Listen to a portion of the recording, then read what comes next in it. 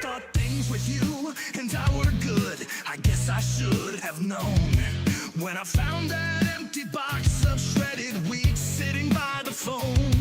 Late one night, I got a call from Toucan Sam that made things worse. But the very next day, I found Tony the Tiger's number in your purse. I could tell you were cheating by the cereal you were eating. You told me you liked Cheerios, but now you're taking off your clothes. I stare into a bowl of milk as tears run down my face. 'Cause I know Captain Crunch is taking my place. He put basic 4 in your back door. His lucky charm got hard. He's a frosted flake, but his sugar smacked your ass in the back of his car.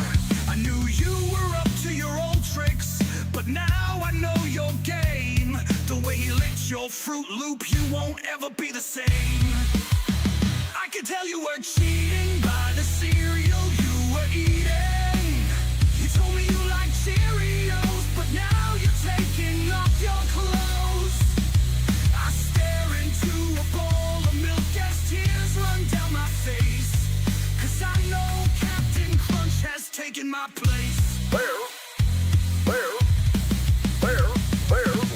I can't compete, he's just too sweet, and I'm just a toasted oat.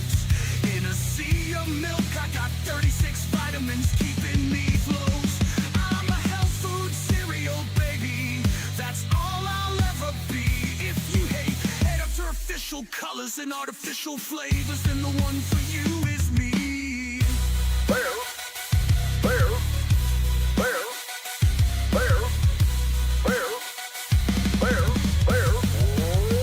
I can tell you were cheating by the cereal you were eating.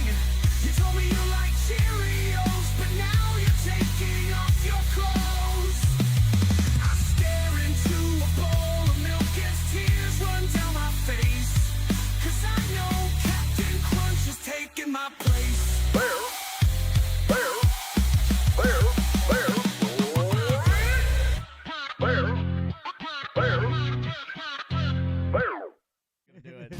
It's the Friday Free Show of A Mediocre Time with Tom and Dan. I'm Dan. I'm Tom. On the couch, and I love this guy, and he and I are going to have to talk about an addiction that is inside of us.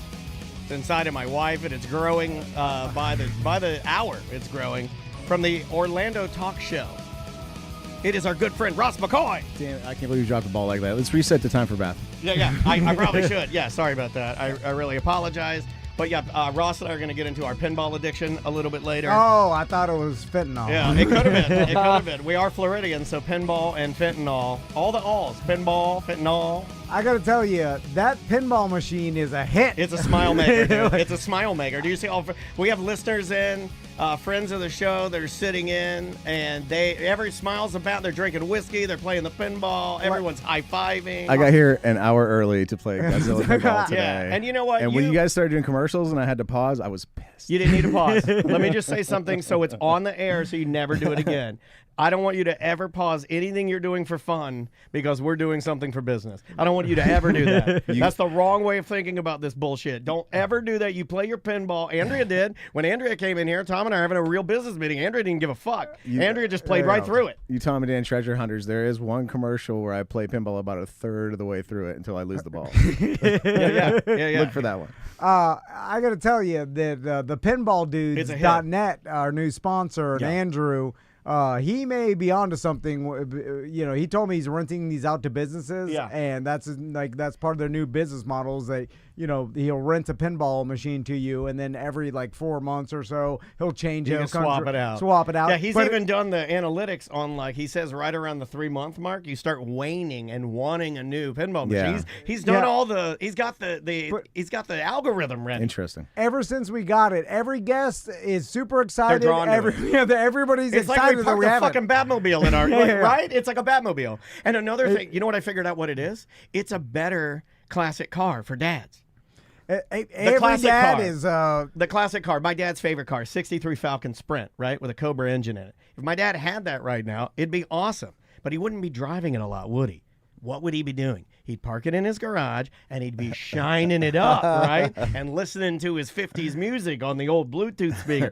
This is a better version of that because it stays in your house, and you just shine it and clean it and tinker with it, replace the lights, wipe it down, spray the glass, clean it up. I love it. I'm addicted to it. If you want a pinball machine, Andrew 321-591-1062 is the cell phone number. Just text him, and he'll give you all the details. And you want to know how trashy I am? thepinballdudes.net. My wife is trying to be a bit more spontaneous, not just in the bedroom, but just in general. You know Andrea very well. She's a planner. Last night, I'm sitting on the couch. She looks at me and she goes, "Hey, you want to grab those leftover beers in the fridge and go over to the studio and play pinball?" And I'm like, oh, it was like she just said, "Do you want me to blow you in a Burger King bathroom?" I don't know why I said Burger King bathroom. I need access to our security cameras. Because you banged her on that machine. I did not. I did not. So I'll tell you what happened. I'm sorry, Dan. I know why you said Burger King bathroom. It was because of Humpty Hump. It was Humpty Hump. Thank you. You're welcome. We're on the same line this week, man. I just wanted to leave. I once got busy in a Burger King bathroom. Okay, so she like leans over to me and she's like, "Hey, who was that clown?" He was an accomplished dancer and rapper who put on a fake nose for one song. No, he was Shock G. It was Shock G from Digital Underground. Yeah, it was Shock G with a fake nose on it. It was Humpty Hump. It was his. It was like, it's no different than fucking Drunky the Bear. I'll tell you that. You got Tom Van and Drunky the Bear. Well, he's a clown. Shock G and Humpty Hump. It's the same fucking math. Well, that's an insult to him. Same fucking math. That Digital Underground album was really good. It's a really good album. And they Sex do Packets. It's so. Dude, the pinball machine fixed my fucking memory. The pinball machine has fixed my memory. It's such. Are you familiar with the album, Tom? Sex Packets. They have this weird song called "Sex Packets," which is about a drug. Aren't they condoms? No, it's a drug you can take that will like initiate a realistic like VR level sexual fantasy for you. Those are Sex Packets, and the rap is about like the drug dealer selling those. Yeah, and Grady Seasons. So fucking weird. Grady Seasons is correct, and this is a really good fun piece of trivia. Tupac was a backup dancer for Digital Underground, which was their lead singer was Shock G, aka Humpty Hump. Yeah. 69 nose in your rear, whatever. It makes me sad when I see Tupac dancing. I don't know about anybody else. I think he's the backup dancing in that movie they were in too, with Dan Aykroyd as the crazy judge that catches like Chevy Chase. Yes, what is that Nothing movie? But Trouble? Or I could be wrong about the title. I think you might be. You're close on the. Yeah. I was going to say Any Which Way But Loose, but that's wrong. Let me finish the story. So Andrea says to me, "You want to grab those leftover beers you have and go over and play pinball." This is something that my wife would never ask to do ever in a million years. I said, "Yes, I do." I walk to the kitchen, I grab a couple beers, I put them in a bag like Tom Van would do if he was going to poker. We make our way over here. As we're pulling up, the cleaning lady is pulling in, Renee, and I see her, but luckily she doesn't see us, and I duck down real fast, and then we had to just go straight home. You could have played here. That's rude. Yeah. I'm going to drink beer and play pinball while the cleaning lady's cleaning. Dude, is that what you wanted me to do? You lift her leg up, she's vacuuming. Is that what you wanted me to do? Yeah. Which reminded me, we have to tip her out. These people are crazy as fuck. We have to tip her out. No, yeah, you're right. Because that lady, she's super religious, she's super sweet, and she comes in here, and this place is nothing but cocks. And guess what? When you saw her yesterday, it would have been the time to go. I don't have any money. I don't have any cash on me. You got, got a checks and business checks. A big long flapper. Why are business checks way bigger? Because they're business. They mean business. That's where the term came from. The checks. When you bring a business check in, people are like, "Oh, look at that check. That means business." Oh, so a BDM named Amy sent you an email, I think this week. Yeah. And she's actually, I think it was this morning, like around 8:30 or so, and she said, breaking news for Tom Van." Yeah. Weird name for a dude. You guys don't have female listeners, do you? No, not really. I don't think so. So for years, I've been bitching about the fact that I've run out of driving school. Right, yeah. The ability to take my driving school to take away points. It's a once-a-month Shawshank at this point. I would give it a once-a-month Shawshank. You have reached your Florida lifetime limit Yes. of the amount of classes you're allowed to take to knock points off of your license. And you know why this Exactly. came up? Because I crashed my car, and I'm gonna have to take the thing. I like. Well, I may not. There's another play up my sleeve. Yeah. I Or you didn't talk to know- Mo. Mo knows everything about law. Mo does know everything, and Mo was like, whoa, slow your roll here. You have a perfect driving record. People that have exemplary records like yours, I think I got a little wiggle room to, maybe talk you out of call this. Mo, dude. So yeah, Mo's gonna hook it up. Call Mo. Always call Mo. I do not have a perfect driving record. I, in fact, have 5 seatbelt citations that I have had in my life. Consistency. Of getting tickets for not wearing my seatbelt. That's why my father loved you. That's why my dad loved him. My dad hated a fucking seatbelt. Yeah. Hated a fucking seatbelt. I'll still drive without my seatbelt listening to the ding. So did my dad. He'll listen to it all the way to Virginia. My dad will listen to the ding all of a Maxima. Remember the one that would put the safety belt on for you? We had it in the Maxima. My dad would just unhook it, and it would just ding the entire way to Martinsville. So anyway, I've been bitching about how that it's crazy to me that they only give you 5 lifetime chances and no more forever after that. Like until I die, Well, I you've can been never take comparing another it to chance. murderers. You've been comparing it to capital punishment. I think a murderer can eventually get his right to vote back with enough paperwork and enough petitions. I'm fairly certain Shannonberg voted for Trump. I think he did. Right? Even if it didn't count. Yeah, he went there. Oh, it counted. It counted. Trust me. Anyway, then we got an email from Amy saying that they have now changed the law in Florida. Breaking news. What do you think it is? And raised it to 8 lifetime. I get 3 more chances. 3 more. It's like a genie came down. Which I will. It's like a genie. I have an email about genies we're going to get to later, too. Which now I'll have 3 more. How do you feel? How did you feel when I told you that? I raised my hands outside and looked at the rain. The Dufresne. I crawled through a mile of shit and came out clean on the other side. Although it would be funny if I wasted them all this next year. Oh, how about it in a week? How quickly can you do it? Yeah. How I fast can just take 3 back to back. Like multi-ball, like in pinball. How do you do 3? Because I think you can take them without even having a citation. You got to go to 8. You got to go to 8. Because you're, of course, carrying points on your license right now, yeah? No, I think you're clean? I think it's been enough. I have no idea how to check. He doesn't know anything. He doesn't even know where his fucking marathon is. He told me this morning. He's like, I don't know where my half marathon is on Sunday. I'm like, well, might want to look that up. It's somewhere in a pop gun. I'll look Sunday morning. I'll just run down there. I'll Google it. You know what you got to do? You got to fill your 8 this month and then hold out for 10. Next year they'll change the law. They'll give you 10. If you could get 8, you could get 10. Okay, I've never heard anybody else bitching about this problem except for me ever.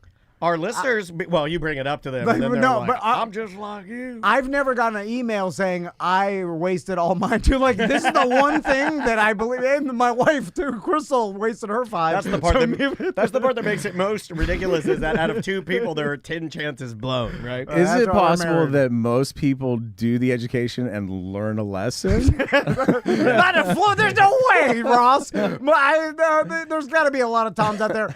A lot of Toms out there. No, seriously. My wife wants to point out that this is the first time she's actively watched the stream where, looking at your face, there is true, unadulterated joy blasting out of it. Like I feel like you're I can do resonating anything with my wife, who is a joyful person, probably the most joyful connected to our universe. Ross and I don't count. We're not even there. You absolutely don't. You can't even see joy. She says that you look happy right now. She says you look like a changed fucking man right now. This did stop me from like speeding and like getting traffic infractions. He's back, baby. Fun Tom is back. Well, because I was like, I can't get a speeding ticket. You can check your email while you're driving down the road. Right. Although I never stopped that. I really didn't stop anything. I was just lying. I just lied right now. Anyway, the smoke blow. That's the smoke. When's the last time you got an infraction, though? Well, I got stopping on the train tracks. That's Jesus fucking stopping on the fucking train. Jesus Christ. To be fair, he had to take his turn at Russian roulette, so he had to stop. No, it was completely random. No, I told the story. I don't remember that. They set up a sting. It was when Tommy and Max were going. We got an epidemic of people stopping in the train tracks. We got to set up a sting. They didn't set up a fucking train. I remember this now. Yeah. In their preschool. Yeah. They set up this thing, and then the person like they're on the other side of the intersection. Castleberry train tracks. I know exactly what you're talking So about. when the person in front of me went, I went too, and then he stopped right before the end of the train tracks. I know where, like, Yeah. I was like, I had to stop, and I was like, God damn it! And then there's the traffic started, and then I was looking at the cops. I was Yeah. like, I know what you're doing. you got caught in the sting. Have a seat over here. All right, anyway, Hunchuck So got me whichever Florida legislator is responsible for raising the ceiling, you're enabling Tom Van to park on the goddamn train tracks. and then I got a couple speeding tickets. You're also the only person I know that rides the train. yeah. You know what I mean? So I have a video of someone. God damn, I forgot to even mention this. And I took this video. Someone stopped on the Sunrail train tracks, Yeah. but like not exactly on the train tracks, but like literally 6 inches. Their bumper was 6 In the inches. zone? Yeah, Yeah. to the point where the arm guard came Yeah. down in front of his car. So he was literally like the. so he's under it. Yeah, so like I'm sitting at the train and then he is in front of me and there was space to move in front and he didn't go. Like all of a sudden the lights started dinging and stuff yeah. and I'm like, move, and then Go, he didn't yeah. move. Did you think he was gonna get hit? Dude, I took my video camera. I'm like, I'm gonna Oh, see this. well, don't tell him to move, or don't get out and bang on his window. Video and scream "World Star" while his brain gets splattered. Yeah, of course. Watch him drown and video it. He's watching the arm come down, or he or she, or whoever, maybe an old person, but the arm came down in front of the windshield, like above the car hood. Yeah. And then I've seen old people do that. And then I'm like, oh my God, this person's gonna get nailed. And then the car or the train comes,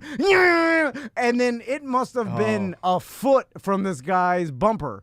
Like it was that That'll close. wake you up. Like, holy That's shit. nature's coffee. And I think cars get hit all the time. Anyway. I had to go down to Kissimmee the other day, and I was coming back from Kissimmee at night up I-4 towards downtown, and I'm behind a gray minivan, and it keeps cruising over to the left lane till it hits like the rumble strip. Yeah. And then coming back, and I'm like, boy, that's how I drive when I'm sleepy. Okay, I stayed like 2 car lengths behind him, just I remember right when I moved to Baldwin, I remember I was getting up early to go to work on the morning show, and I was driving to get on I-4 on Princeton by all the hospitals. Oh.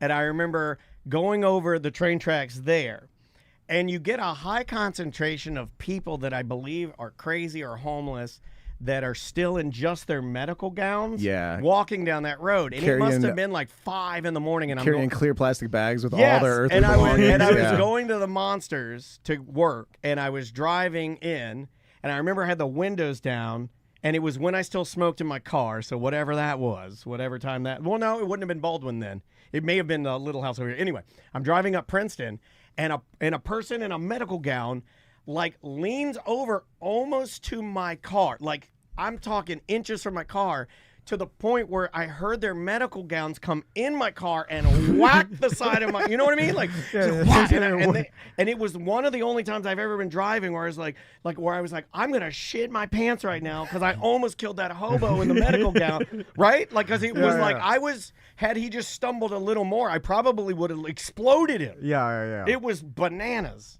So what happened with the car? Oh yeah, gray minivan. It's hitting the rumble strip and like coming back, and then followed him for a little bit on I-4, and then I had to take my exit. As I took my exit to the right, I kind of came abreast of him, and it was a guy in a gray hoodie, and his head was down on the steering wheel. We go to the subway. I took my Tom loves exit. I took my exit, and he sailed off into the night. And I don't know what happened after that. Like a ghost ship. Yeah.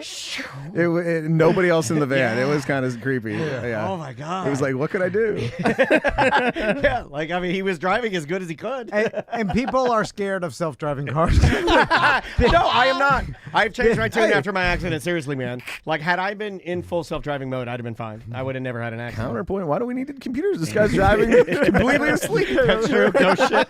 That's one for computers and one for ghost shit. So, by the way, I haven't confirmed that what I said about the traffic school points is true. That's the punchline. So I just assume it is because Amy said Yeah. it was. But then I started looking on Google before the show. I'm like trying to find if they did change the law, and then I found this article that said 200 new Florida laws being enacted on January 1st. That's how they get you. And then I was like, no more butt fucking. You know, they always do that. But that's the number one. It's like, hey, no more butt fucking. So I'm like, 200. It's all the ones they passed last session. Yes, and then they set them to all take effect on January 1st of whatever year. Yeah. So you end up with like a big flip at the beginning of the year every year. So I was like 200. I was like, God damn. And then I went expecting to be a bunch of minutia, like random. You can't ride a donkey on Tuesdays in a dry county. And there's Fuck that garbage. And there's a lot of them that are just nonsense. But then there's some of them that I'm like, holy shit, they changed this. I haven't seen anything about Butt this. fucking is legal. My mom brought up the fact we came to Florida when I was in high school a million years ago, and I got a Florida book of weird laws. Yeah. And at one point, they wanted to establish a law regarding alligator hides, but they spelled it wrong, so they passed a law about alligator rides. Hold on a second. That I believe there's got to be a follow-up on that one, Ross McCoy.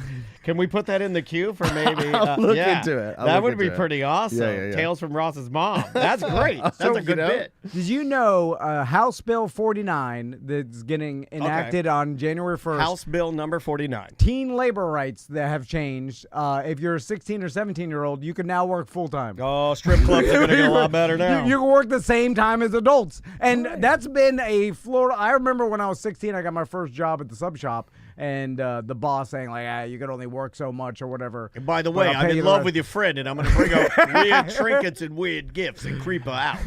And is this the guy with the fingernails that was staring at his fingernails? No, that was the guy behind. That wasn't the manager. That guy was he was on the floor cooking. And then there's a new law passed that you can now kill a bear in self-defense. Yes. And people are pissed about that. I read that one yesterday. Yeah, because we have a lot of bears now, right? Well, also, they are thinking about doing a lottery, aren't they, for killing them? Because we got a bunch. Well, this... I saw that come up yesterday. This screams that, like, you have some new... Because Florida black bears, they're just like giant raccoons. They just get in your garbage and it's a pain in the ass. And like now people can, I guess, kill them and just tell the cops, like, oh, I thought it was... it was endangering my family. And now, so it kind of gives a lot of people the right to kill a bear for probably nothing. You could just scare it away. I'm probably going to set up a trap and just fake that I was threatened just so I could kill it. Yeah. I'll pretend I'm Charlton Heston. I'll take the counterpoint on you, Tom. No, I think it frees up a guy. Like, say a guy's out walking his dog and one of these, giant trash raccoons comes charging up out of the swamp and tries to eat his dog because, he hasn't been getting enough trash lately. It frees this guy up to pull out his... snub-nosed revolver that he had on for whatever reason. It's America. I just got done robbing a bank. It's Florida. You're allowed to, and pop a couple rounds off in this bear's face to save his dog. Now, if you... I've always wanted to shoot a bear to save my dog because I feel like my dog would respect me more if I did that. Right? Ever since the great outdoors, I've wanted to shoot a bear in the ass. Yeah. Sure, Ever since Tom brought that stupid rhinoceros video into the radio station, I've been obsessed. I didn't bring it in. You bought that shit. I did not buy that shit. You showed it to me. A listener sent it to us, I think. But that started me on a bloodlusting journey to wanting to kill big game. I've always wanted to blow something big's head off. The weirdest shit we've ever watched, you've always initiated. It's never been me. Okay, that's true. That is You've true. always, even when I was a young boy. Horse sucking, girl sucking horse cock. No, I feel like that. I feel like you saying that means that. I should have never said that. God damn You it. shouldn't have, because I should have told Melissa to take that off. Because it devalues your argument, because it makes you a monster. When Tom loses an argument, he turns into an old Italian man.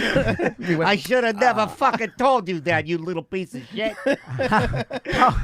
House Bill 321 now makes it illegal to release any balloon filled with any gas lighter than air at all. It makes it a crime. And What about farts? Yeah. There was a limit on it. It was like you couldn't release more than 12. Yes. This is for I'm going to say the 5th a corporate time ever. We did like a corporate time because they made Uber illegal. So we took an Uber to a bunch of places and broke a bunch of weird laws. We got balloons at the dollar store and released more than the legal amount of balloons, and I forget what else we did. So now it's 1, and the only exception is the government can do it, And if any kid under 6 years old or under, So it's like a Pizza Hut, you get a free meal. so if my Kids eat free. and even by accident. So if Max or Tommy release a balloon, that is a crime. Federal crime. Will a police officer arrest them for it? No. There's no way, right? This is for ladies that do gender reveals. That's what this is for, right? This is to stop gender reveals. It's more of a get rid of the straws type of situation. Yeah. Like those things just land in the wild and turtles get them wrapped around their necks. That's all it's about. 100%. Now they could take massage parlors' license away if they are sex trafficking sucks. or there's any sort of sexual misconduct. Unless that it's a sucks. 6-year-old madam at the massage parlor. That's if, true. If the madam and is then under it's just 6. an accident. Yeah. House Bill 461, pregnant women can be excused from jury duty now if they just had a baby within 6 months. That's going to help out EJ. Which that is like someone was just gave birth a week ago. He's like, "So, you still have to come in for the stupid court case." Have you ever been to jury duty? I served, yeah. I did it a couple did. times when I had the kids. You're supposed to and say thank you for your service when I say that. they have childcare on premises. They don't let that as an excuse. They have a childcare in the courthouse that you check your kids into if you're doing jury duty. But you know what you can do? Throw it in the trash. And no one will know. I'm joking. Can I tell I've you never something? done that. Can I tell you something? I did it the last time I got one. It worked. No, It works because I got tired of serving. Some radio person went to jail. Well, because it's of hit that. or miss. It's hit or, but it can work. It can work. Most of the time, you don't have to serve anyway. You just got to call that number and verify. House Bill 583 now allows wine to be served in a container larger than a gallon. Yeah, no, that was DeSantis made a big deal about that. Really? He was doing press conferences and he was talking about how this is going to revolutionize like wineries and then that was a huge deal for like even Like the wine business in Florida? maybe even people like Whopper. There's something there, like buddies of ours that work in the brewing aspect, but that was a huge deal. Remember, you couldn't do growlers, and Yeah. Justin was going up to the Capitol Tallahassee. and Yeah. Tallahassee arguing. It's very pointing out- similar there, but I'm blanking. I wish I had more of the details. Maybe somebody in the chat room knows more, like can expound on more on what I'm talking about. But I remember him doing press conferences, and there he is sitting there talking a big old, Giulio Gallo jug. My mom used to buy her wine in that big. My mom would buy With that. the little- It looked like a pumpkin with a. It was a wine pumpkin. It looked like you, Yeah, with the tiny Yeah, little. with the time, and it would hurt. My mom would make me go get it. And I Make was the tiny. handle bigger. God damn it. I'm fucking what, 2 foot tall, and I weigh. Who makes a finger handle? And I'd go in there and I'd pick this thing up. My mom, go get my Sheila. I go get the Chianti. So I'd go get the Chianti. I think it's Chianti, but she'd Chianti. And I'd go there and I'd get the pumpkin and bring it back and put it on the bottom of the shopping cart at Winn-Dixie. it was a clear version of the jug a hillbilly would play in a jug. Do they still band. sell the pumpkin of wine? Yeah.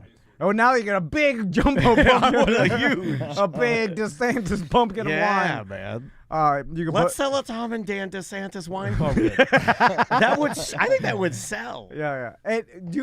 Okay, here's my question. Do the cops have to do a refresh course on all this shit? Yeah. Sure, Tom. Like if I was a cop, I'd be like, "Oh fuck!" I don't want to read all this shit. You're the closest non-cop cop I know. I know.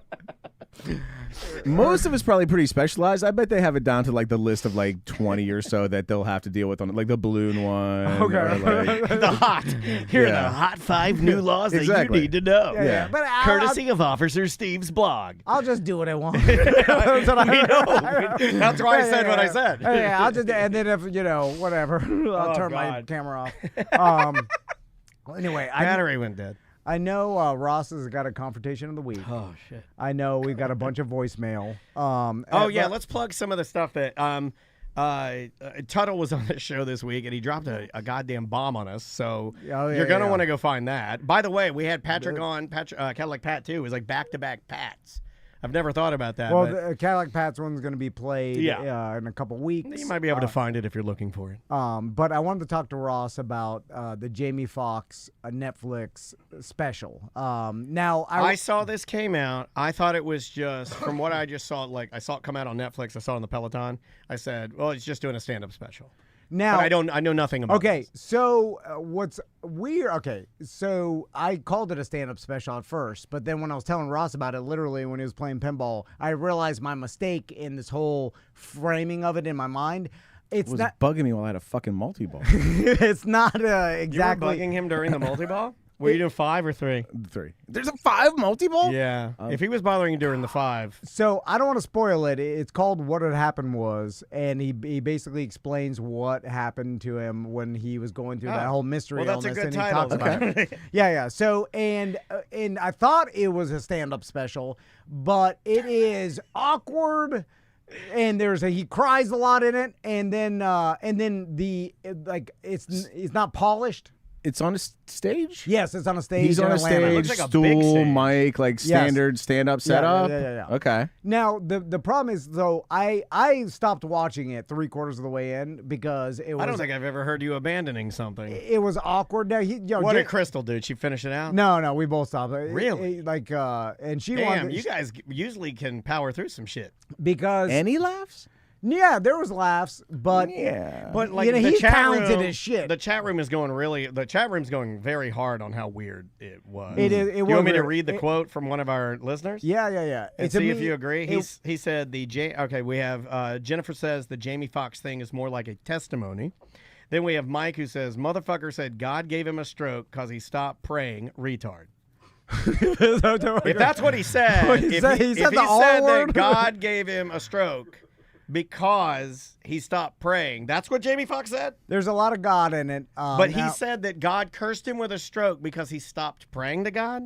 Because that is pretty crazy. Well, it seems I'm not anti what you believe, but that's a pretty heavy one to. it was more of, hey, I'm going to go on stage and just tell you guys a story. Maybe he didn't even do this whole bit. Like he didn't practice this a bunch of times in like clubs or anything. So it's This like may have off been the rip. It may have been. Now, obviously, I may have had a teleprompter or something. I didn't see anything like that, but he didn't have any notes, so he How must does have practiced. Netflix bill it to you? Is it? Are they just calling it like a That's quote me Netflix see. special? It's just a special. Okay. And so what? there a If trailer? you're expecting a stand-up special, it is horrible. Because 99% of the time, horrible. Netflix special means something comedic, whether it's like that or like the roast of Tom Brady, or like they did like a Michael Bolton Valentine special one time, and it was like comedy. It was funny. That was actually pretty I good. think it was like a Scott Ackerman joint. I love yeah, that guy. I thought that was actually pretty Yeah, good. yeah, Now he does. Go, I have the trailer. Do you want to see a bit of the trailer? Well, and see what they do. He does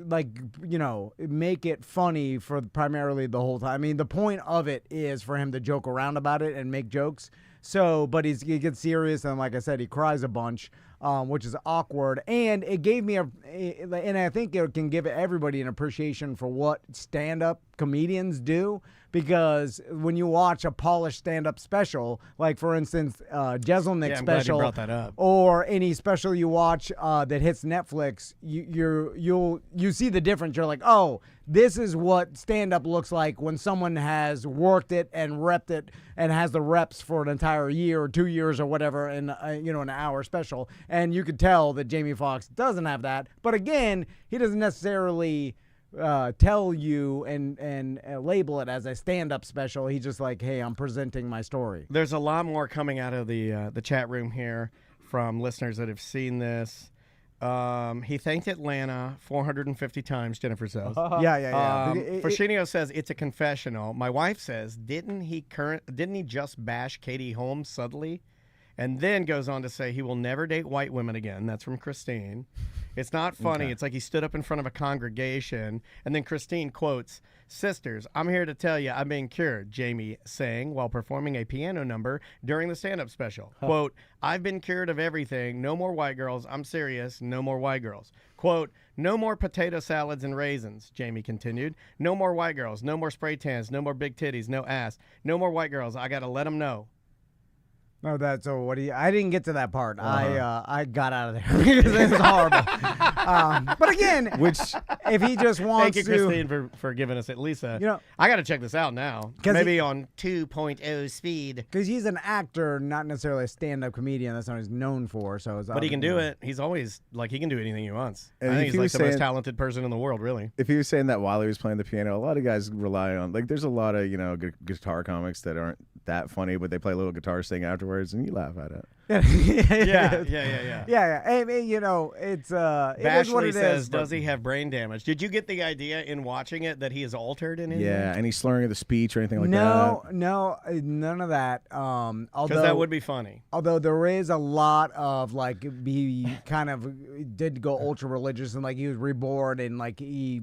Well, he I don't really fault gives people a for lot that when to they God. do near death because maybe I'd do Yeah. that. You And know, apparently like, he almost I did almost die. I come in here and I'm like, guys, I'm sorry, but I almost died. And he had to rehab for a long time and stuff. So anyway, it's weird. Maybe it damaged, It's weird. Tom's Weird Report. maybe it damaged the part of his brain that knows what comedy is. Yeah, and they should You have. know what? That would actually be a very touching comedy drama about someone that has some sort of disease that does affect their the humor part of their brain, and then their struggle in having to exist with no more.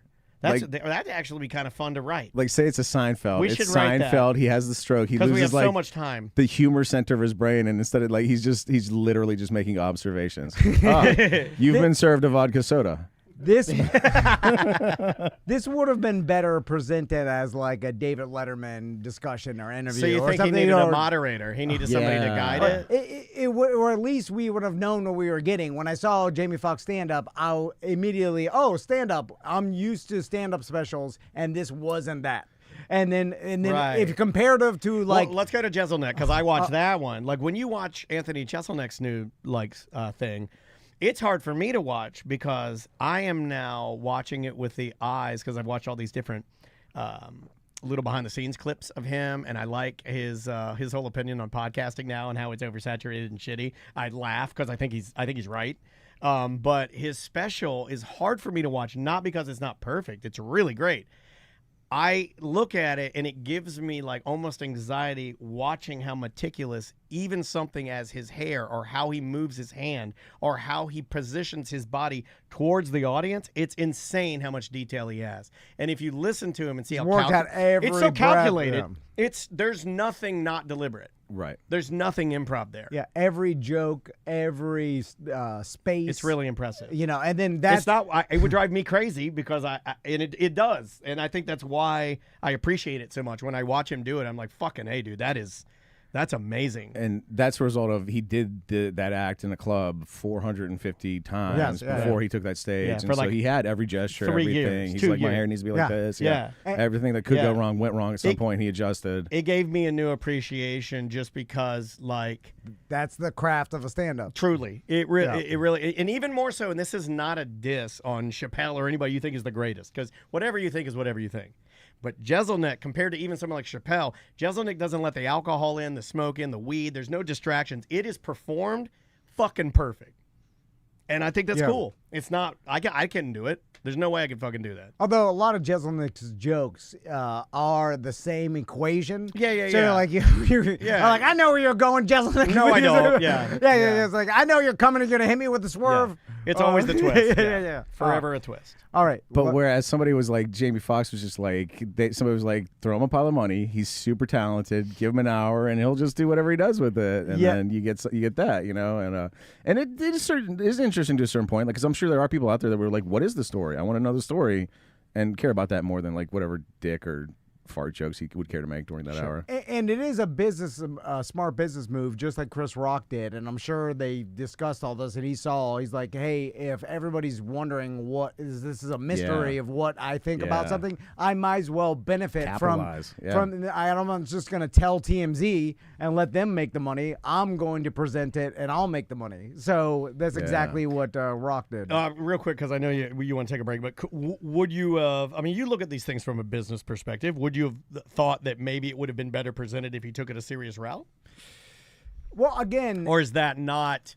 Immediately, me and probably a lot of people looked at it like, oh, he's going to do some well-polished stand-up and tell the story, just like Chris Rock So you did. may initially get less people presenting it as serious? Yeah, it would have been better if he sat down the whole time and just had a discussion, or if there's another person on stage, a moderator, or something that differentiated, or it's like, hey, this is a one-man show, or something else than this is a stand-up show, because it looked all over the place. Yeah, chat room saying they think it was sort of like a comedic route to make him likable. Like it's like put it out there. He tells the story, but in a way that we can digest it. He's clearing the air, and we can move on. And maybe he makes a little money.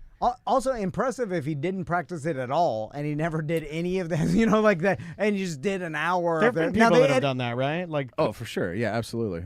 But they edited it. You could tell this was longer, and they edited it together. yeah. So He had to stop during the middle because he was seizing. No, that's not. But you just presented as like Jamie Foxx, because I feel like it's harder to call it a stand-up special and then aim for that and then fall short. You just call it Jamie Foxx, My Story, and you get a couple of laughs off, and you're a fucking hero. Yeah, that's what I mean. That's what I would say. Like, and he called it What Had Happened Was. So maybe they were attempting to do that, but it just fell flat. Okay. yeah, and I think they should have really marketed it more like, hey, this is just a story. But when him on stage in Atlanta with a huge crowd, it's like, this is stand-up, and then it's bad.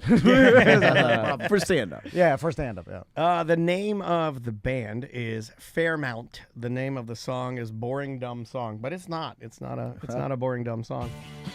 We'll be right back with more A Mediocre Time with Tom and Dan. 1-844-TOMNDAN. Show at tomandan.com for last-minute emails. We'd love to hear from you, and we will be right back. This is Reverse Pathogen. Welcome back to A Mediocre Time with Tom and Dan. I am Dan.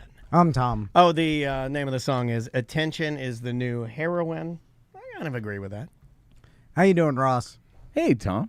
I know Craig was here, and his interview played on ACT on Monday. I love Craig. Old Power Spot Craig? But Yeah, I'm going to start calling him gambling gold coin Craig. Rich Craig. I was calling him he's wealthy. talking to you guys about gold? Oh, He's yeah. being open about the gold habit now? Yeah. Okay. He's more than a habit. He was like tossing around these hand-stamped coins that are 1,000 years old. He's lost his mind. Craig from Pyro Spot is now, like, he's lost his mind. yeah. You When want you to see my bonus for last season at Pyro Spot? Oh, he gave you a gold coin? Wow, like you got a bar, dude. You got a baby it's bar. a 10-gram gold bar. Hell that was my Pyro Spot bonus Ross. last season.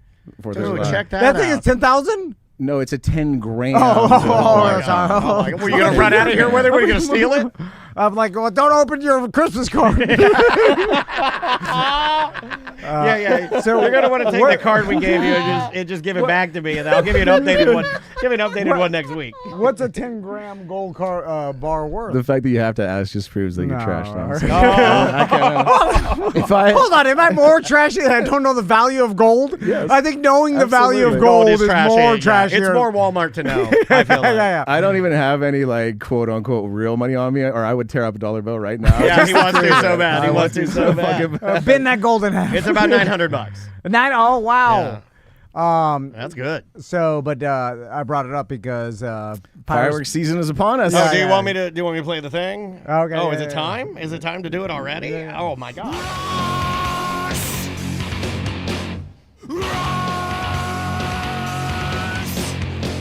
What do you mean? You need to see ID. No, I won't get my wife. You'll deal with me. Ross's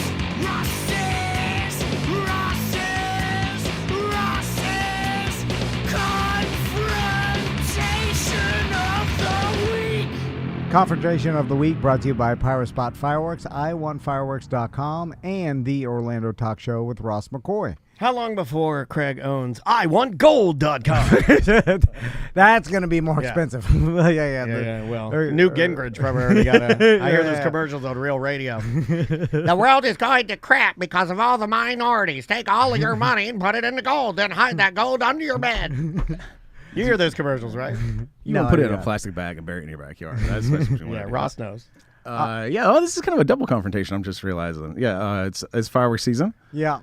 So we were at Pyro Spot the other day getting ready. Me and my kid, who recently got fired from his job. Oh, no. Sorry, man. No, it's some kid shit. He just Yeah. not showing up for work, so they fired him. That'll do it. And It's called the Tom Van, just like me. Yeah, it's called the Just Like Me. No. You show up an hour late, exactly an hour, then you pretend like you thought it was Yeah. the. But you have to stay happening. consistent. yeah. I'm sorry. so yeah, but if you're looking to hire like a real bright young 20-something-year-old who's going to work between 30 and 40 hours a week, hit me up. Let me know. So anyway, that's how you end up at Pyro Spot with your dad on a Wednesday or whatever it was. So we're at Pyro Spot. We're pulling Tom, which means Craig has so many fucking fireworks. He just has shelves and oh yeah, and so I forgot. We're riding up separate. I took my Subaru up to the Longwood warehouse, and my kid rode up on his motorcycle because there's some shit to do later. And so he pulls up, and this truck pulls up behind him and kind of like sits there for a second. And there's like they have like just a stare off confrontation. And then he comes in, and he's like, "That truck cut me off," and I flipped him off, and then he followed me in here. Oh, it's in the blood. It's in the blood. Hold on a second. Hold on a second. Yeah. This is fantastic I passed news. I passed it down. This is fantastic news. Hey, Now- first of all, congratulations. Your genes are very strong. They're strong. Now, how much does this piss you off, Ross? Because I feel like your son tells Yeah. you that someone followed him into the parking You lot. got to go of a- outside and Belichick him, right? Right, like, Yeah, is, we'll get are to you, that. is this making you more mad than if they would have done it to you? At first, I was a little bit irritated because I thought he was saying they worked at the cookie factory across the way, and I was like, God, now I'm gonna have to deal with this guy for a whole couple of weeks anyway. There's a cookie factory across the street. There is we share our warehouse space with some cookie company. They make cookies, and You see any elves around there?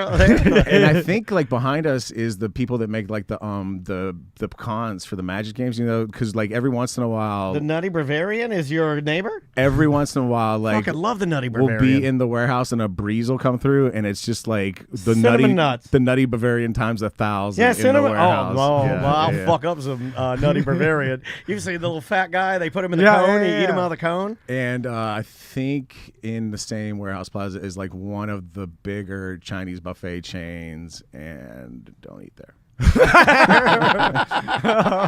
Why do they have a warehouse? What the hell are they storing in Good there? question. I don't know. Let's find out. This is a sunfrontation. Oh The yeah, chat yeah. room So is that saying, was yeah. that was kind of it with that, and then so we pull all the The two- answer is cats, by the way. I'm sorry. Just to make I was our guests thinking laugh. that. I was thinking that. That's all right. Go ahead. I was gonna say Wuhan. We do a bunch of warehouse work. I leave, and so I'm headed home. And if you're around here, you're familiar with the area. I'm headed south on Ronald Reagan Parkway, right? Yeah. And get to Racetrack Road, I believe it's called. I'm heading south. You turn right. You go over to the big mega church there. Yeah. And so I'm coming up to that intersection, headed south. It's 2 lanes headed south. I'm in the right lane. I'm firmly established in the right lane. I'm in the right lane forever. I'm Dog track road. coming up on dog track road. That's There what you it go. is. If there's no more dog track, can we change the name of I that? think What we're I dog call tracks it. You know what? Let's this year in 2025, Tom and Dan, It should with be- the help of the Orlando Talk Show with Ross McCoy, it should be Dog the Bounty Hunter Track Road. That's what it should be. It should be Dog the Bounty Hunter Track Road. Well, now it should be Mega Church Road because that's the only thing that's on that That's road. not fun. They don't still have that off-track betting right there? I don't Did they think get rid of that? Well, there's no more dog racing, But it was like you could go and gamble on dog racing there. I thought was the big draw. Yeah, And then maybe you still can. That's why the local high school is called the Greyhounds, right? Yeah, that is why they're So, called yeah. the Greyhounds. So you need to keep it that way. Exactly. It's tradition. Yeah, sorry, outvoted. I like sending your kids to a school named after dog racing. That's the most Very Florida school yeah, you can go that is to. very Florida. yeah. My mascot is named after dog gambling. There is Gator Wrestling Montessori down the street, I believe. All right, go ahead. Sorry, Ross. So I'm right lane. Like I said, it's headed south. I'm in the right lane. I'm coming up on the intersection at like 45, let's say, something like that. And it's speed. And the light flicks yellow, but I'm like 2 car lengths from the line. It's either like blow through, and I'll be like, it'll probably change while I'm exiting the intersection, or scream to a stop at the line. I would have to like, Fred Flintstone it and really stomp it to scream to a stop at the line. And God knows who's behind me. So I go through. At this exact same time I make the decision, a white like little hatchbacky car comes up to like make a right into my lane from dog track. Okay. He's making a right, and I don't know what the fuck he's doing. He's not looking at me. He starts easing right into in front of me as I'm coming through the intersection at speed. And again, this all happens in like 45 miles an hour over 100 feet. It happens real quick. Yeah. Honk. He pauses for a second and then is like, I don't know what's happening, but I'm going for it. And so he goes for it, which is pulling right in front of me. And then there is a lane to the side, but I knew there was cars. I didn't know exactly where, but there was cars. And so I just I came over as little as I could and just threaded the needle and squeaked right by him. And it hit, again, him at like 5 miles an hour pulling into my lane, me at 45 coming through, and as it turns out, a car right fucking next to me. We all like triple up for a second. It's 3 wide is what they call that. Well, at the Greyhound High School, they call it. It's called 3 wide 101. You have to take 3 wide 101. You should have heard the Greyhound announcer calling it. It was pretty sweet. So you're nearly rubbing. Here comes Lucky. And so I squeaked around him and kept going. And then I was waiting for him to catch up with me, but he proceeded to do 5 miles an hour for so fucking long that I just lost him. He shit his pants. Yeah. That's a good one. So now you didn't confront him. Did you know want what to? was weird? Like immediately afterwards, I was like, that didn't affect my pulse at all. It happened so quick for one thing, and then you felt like the Idaho murderer. And then, like as bad as it could have been, you felt nothing after. So you're like, well, I'm built to do this. Well, nothing happened. So like it was so quick. Nothing happened at the end of the day. Like immediately afterwards, I was like, huh, okay, and it just went on with my goddamn day. Yeah, interesting. Well, I'm glad you're okay. We don't need that. We don't need any more car accidents. You even had a car thing this week. Your truck. It's in the fucking moon. No, let me. Will you let me pick out your truck? Let me. This weekend, I'll just design a truck for you. You can't let Mike from Mike's Weather Page out truck you, dog. No, yeah. I mean, I love that guy and all, but when you look at another man's truck, you see Eric. Eric's got. He bought. Do you see the truck that Eric, a Shingle Masters? He bought for his daughter. You see that? His daughter's got he's rich. His daughter's got a more manly truck than your truck. He's got that roofing hurricane money. Yeah. Why do you think he's working so much after the hurricane? Your truck. It's not charity. Let me pick out your truck. You need a van. I'm 6 It's months. van time. 6 months away from it being paid off. So just let it. No, it's like I put that money in my pocket. No, have you learned nothing from Ram Davesy? You need to accumulate that debt. And You've been listening to the tapes? Buy the truck for the boat you want, not for the boat you have. It's basic. That's so I need a basic. dually. You have been listening to the tapes. I get a big old dually.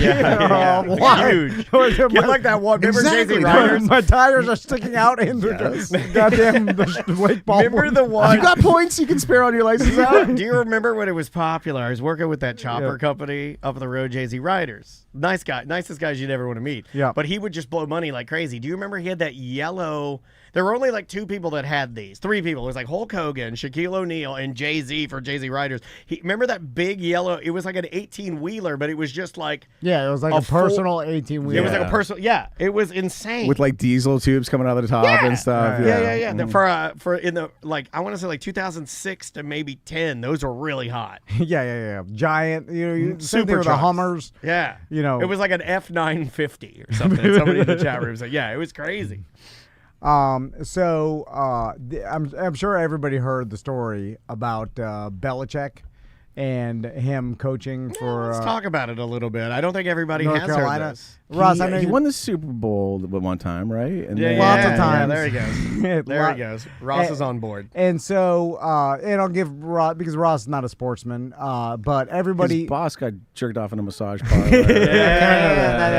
Not his boss anymore because he got let go Right. and he didn't get a job last year in the NFL. Everybody was expecting him to play in the NFL this coming next season. There are also a ton of rumors about how Atlanta bumbled that and that he didn't like our GM's kind of handsy play calling and drafting. Like some of these GMs are a little more handsy than he would have wanted, and Well, there is like lots of speculation that that maybe no NFL team was going to hire him because he's so old school and he wants all the decision making. He basically wants complete control. Complete control, and that's not how modern day NFL teams are run as much anymore. It's kind of like a committee. But still, there's lots of openings, and everybody's expecting him to get one in the NFL because they figured he wanted to break the all-time winning record before he retired. He's in his 70s now. He doesn't got that much longer. I must have been. I mean, weren't most people thinking that he wanted to do that? Well, that's he may have even said it at one point in time that that was his goal, to beat Don Shula for the all-time winningest coach, which could never have been beaten again, honestly, because now in current day NFL, like coaches have quick turnaround. Aren't like there's too much money. Aren't they talking about adding a game too? Yeah, we're trying to actually help a coach to Yeah. break the record, but no one usually My point is they're just changing things, and whenever you change things, to me it makes it more difficult. And that's an old school thing to have a head coach for a long time, unless you're like Tomlin or whatever, you know. But anyway, so everybody was expecting him to get another NFL job and to break that record because it could stand forever, you know. Sure. But then all of a sudden this North Carolina job came, like, you know, he started talking about a McAfee, and then now he's accepted the position as head coach for North Carolina college team. So our greatest professional football coach has gone to coach, and his dad was an assistant coach there, I want to say like in the 50s or something. Yeah. So he's going back to tie-in. North Carolina, and he's going to be their head college football coach. It's huge as far as, you know, getting eyes on your organization. I don't think you could do any better. So now It's weird that he would go to college. It's different. Considered a downgrade from the NFL, Yeah. and then it's like, well, now Different challenge, though, you could say. And A it's lot of more guys. work. I think it is, yeah. Because you got recruiting added in, too. And he's bringing along a staff that's going to help do that. He's bringing along, and they're letting him bring along his own coaches. Yeah. And And people that's to normal. handle that. And that's normal for Yeah. you to bring in your own staff. Now, I think he's bringing old guys, though, which is weird. You know, it's like, I don't think he's bringing, like, Well- new college. It's not like Scott Frost and a whole crew of, like, 40-year-olds. It's like him and his whole ragtag team of 68 to 72-year-olds. Yeah. And so that's all normal, but what isn't normal and that I've never seen before, and what I'm convinced now is the reason why he did this is because part of the stipulation of going to North Carolina is that his son, have it Steve here. Belichick, who is coach with them, he will turn into the head coach of North Carolina when Belichick leaves. Like That's a part of pumpkin the- at a ball. Yeah. Poof. And that's part like written in his contract that his son will become head coach after he leaves. And I looked at that and I was like, he gave up the possibility. Now, who the hell knows? Because it could have been like he could have looked at the NFL and like, no, you know, he obviously knows. Well, it's a he's an 5-year, insider. $50 million deal. Yeah, he's never going back to the NFL after 5 years of this because he'll be in like damn near 80 and no one's hiring almost an 80-year-old. The reports indicate that Belichick's negotiations included a stipulation for his son, Stephen Belichick, to be named the head coach in waiting. Stephen, currently the defensive coordinator at the University of Washington, is expected to join his father's staff at UNC. Additionally, Belichick plans to assemble a coaching staff featuring longtime associates including Matt Patricia, Ben McDaniels, brother of former Patriots offensive coordinator Josh McDaniels. The staff will also include a general manager to handle operations such as NIL and recruiting. So, and a lot of people may not like think to themselves like, well, he doesn't need to do this. Like Steve Belichick could get a head coaching job without this. But I think Belichick's smart enough to realize like with these kind of things, it's more poker than it is chess in the fact that, and that's how life is, where getting a head coach position is there's luck involved and performance, and you could have bad luck and you could even his last name could basically hurt him from being a head coach somewhere one day because it could be a kind of a distraction or like, you know what I'm saying? Like this may be the only chance that his son ever becomes a head coach somewhere, and he's giving it to his son. The counterpoint though is that you're receiving it with instant scrutiny. You know, like you're the head coach without even having to prove yourself. So I don't think or earning it in a traditional manner. Yeah, so like to me it's weird. Like to me it's like okay, so Belichick steps down, instantly his son, let's say his son does nothing. Like let's say the program just stays where it is. Yeah. Which is a possibility. I don't think it will. I think they'll improve. But let's say that I think you're setting your son up, like you're almost tying him to your legacy too much. It'd almost be better for him to go and find his own way and pick and choose how he wants your legacy to determine his job. At least that would be my opinion.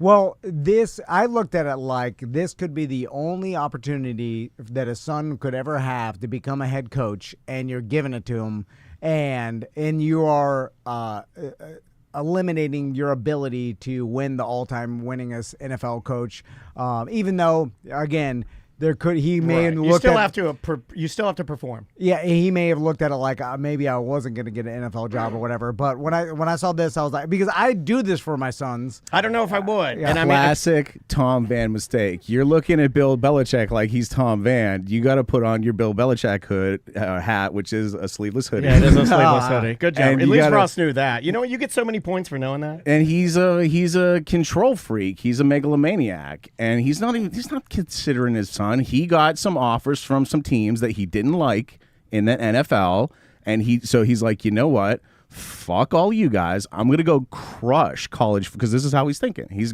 like, I'm Belichick. I'm gonna roll in college football. And I'm gonna fucking own it. I'm gonna go crush college football for like 2 years, and then I'm gonna fucking out myself on this 5-year contract. Fuck you, whatever. Like take your remaining 30 or whatever. I'll take my 20, and I'll go now with having just dominated college football for 2 years. I'll roll back to the NFL, and then what are you guys gonna bring me? And then bring me the crown jewels and whatever I need and want, and I'll be back. Okay, in the NFL. I would like it if he would do that. I think he's too old, but I like that. He doesn't think he's too old. No, I though. know that. Yeah, I agree. Now that I agree with Yeah. 100%. That I agree with 100%. I've never liked this because my dad also never set me up like that. Like my dad, not that my dad needed to do that for me. It would have been nice if my dad did that to me. But my dad's MO and what he always preached to me was that he wanted me to sort of stand on my own. And you know, whatever. I mean, I guess it's whatever you want to do. But like, you know, Biden pardons his son. LeBron gives Bronny I don't know. I look at all of it. I don't necessarily think it helps you. I don't think it does. I think you come to the table with your own. Now you're coming to the table with your dad's baggage. It's like he gave you this. Execute your plan. Well, what kind of life is that? That's not my life. Now, that's your life. Yes, that I feel like is a good general rule for everybody else. But for these specifically, I'm glad you brought up LeBron too, because I feel like the same way with LeBron. Like he knew. And there was no way, even in 1,000 lifetimes, that him and his son could ever play together unless he used his power and forced their hand to do it. And he knew that, like, he's like, I'm gonna die. This is the only opportunity for me to do this. Belichick, maybe the same way. Like the only opportunity to make sure my son gets a position as a head coach. Now, because in that, I have a girl too. It's hard for me to put my brain on this one. In that world now, but we don't have anything like the normos out there. All of us don't have anything like this that we could give to our kids that would be like something that they couldn't get themselves. I just gave Maisie disorders. Lots and lots of disorders. They couldn't. I mean, anything that we could think of in our realities, like our kids could work their way up and do it themselves. But in these specific scenarios, like they're so rare. Oh, I see. That exactly it has to be done this way. It's like it's like he's keeping the door open. Becoming a head coach for a college or NFL team is damn near impossible, and it takes an insane amount of luck and success and skill. You guys just did a kid cast like 2 weeks ago. How many kids in any other classes have been on a podcast, let alone a podcast that he doesn't value anything we do. Tons of people listen to. Nothing. I'll let this guy talk. I replayed 10,000 voicemails. Not all of them are good, by the way. I didn't want to tell you that in person, but I did. Some of them are not that good.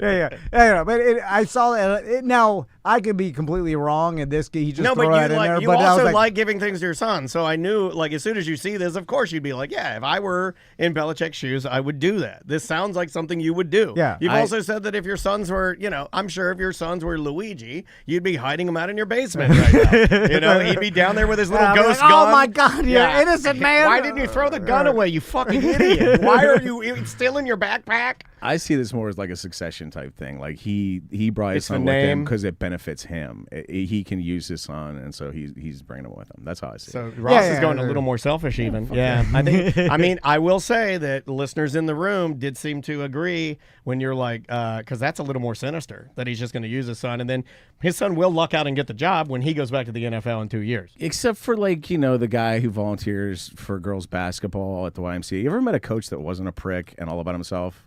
I never have. 100% coaches. To be a head coach in the NFL, you have to be wired Super a certain prick. Yeah, you have to be wired. Mega prick.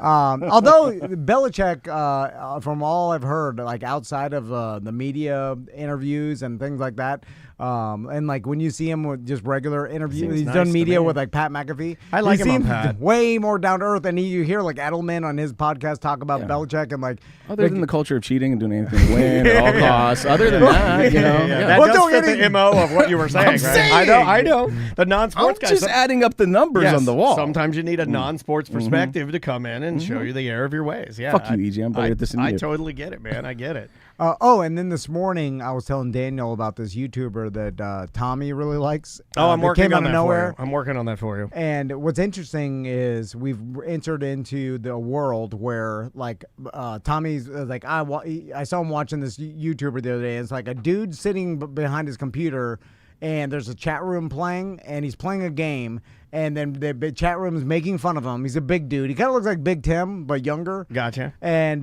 their chat room's calling him fat, and then he's, you could tell he's putting it on, being mad at the chat room, screaming about why they keep insulting him, and that's the content. And Tommy's laughing.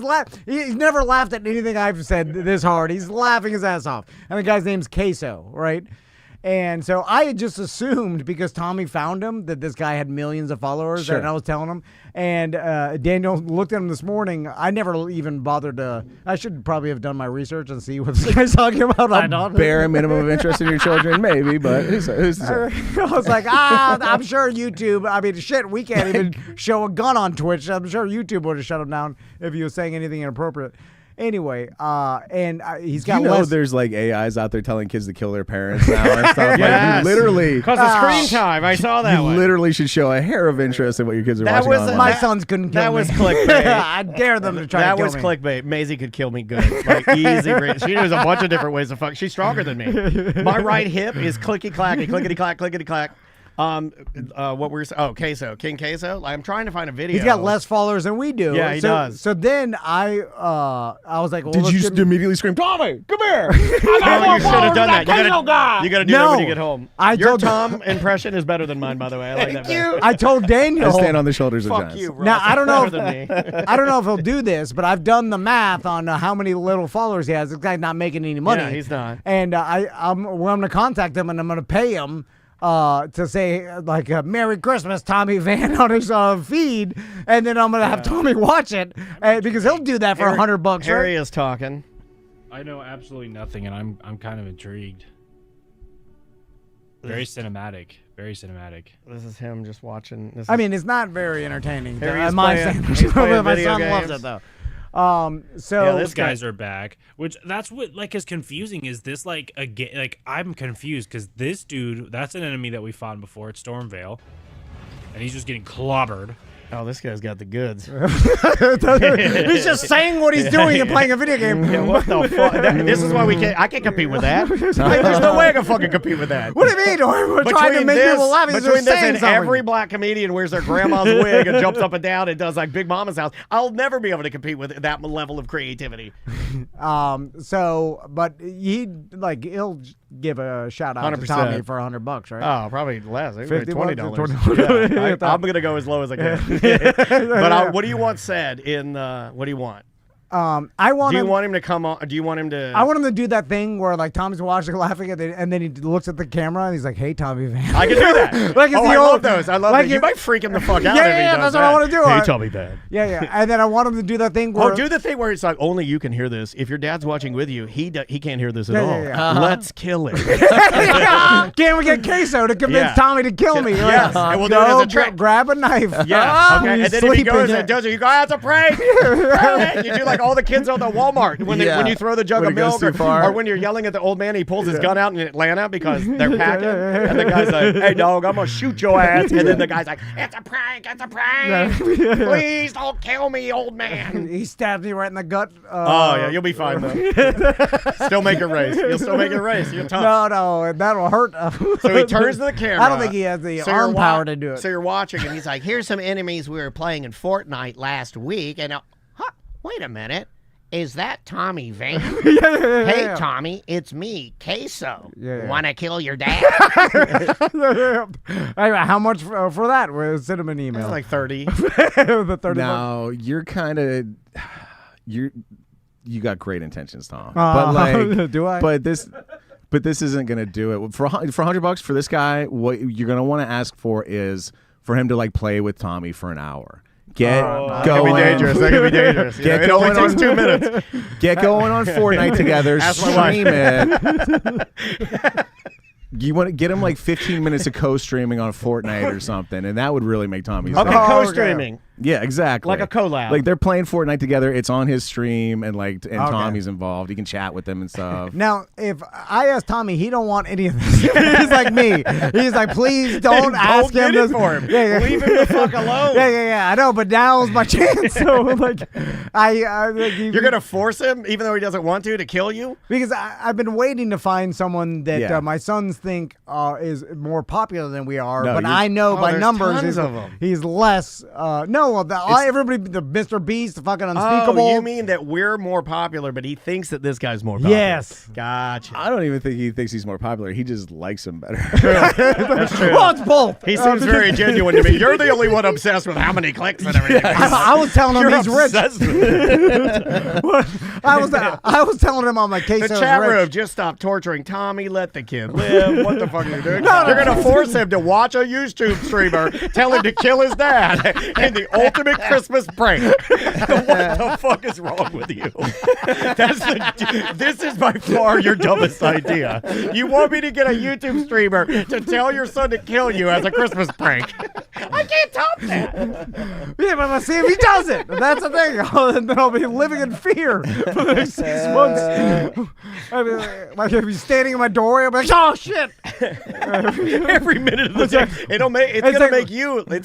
you're gonna be fast. Well, it's lightning fast. Well, it's like fucking the game with the what's the like once it's enacted, it can never be taken back. Here's an old man reference. It reminds me of the Pink Panther, Inspector Clouseau. Every time he would come back from a trip, his housekeeper or houseboy was a little Asian man named Kato. I think it was Kato. Right. And that motherfucker would pop out of a closet and kick his ass. Not today, Kato. Yeah, it was awesome. I need to go back and revisit those. Probably highly racist.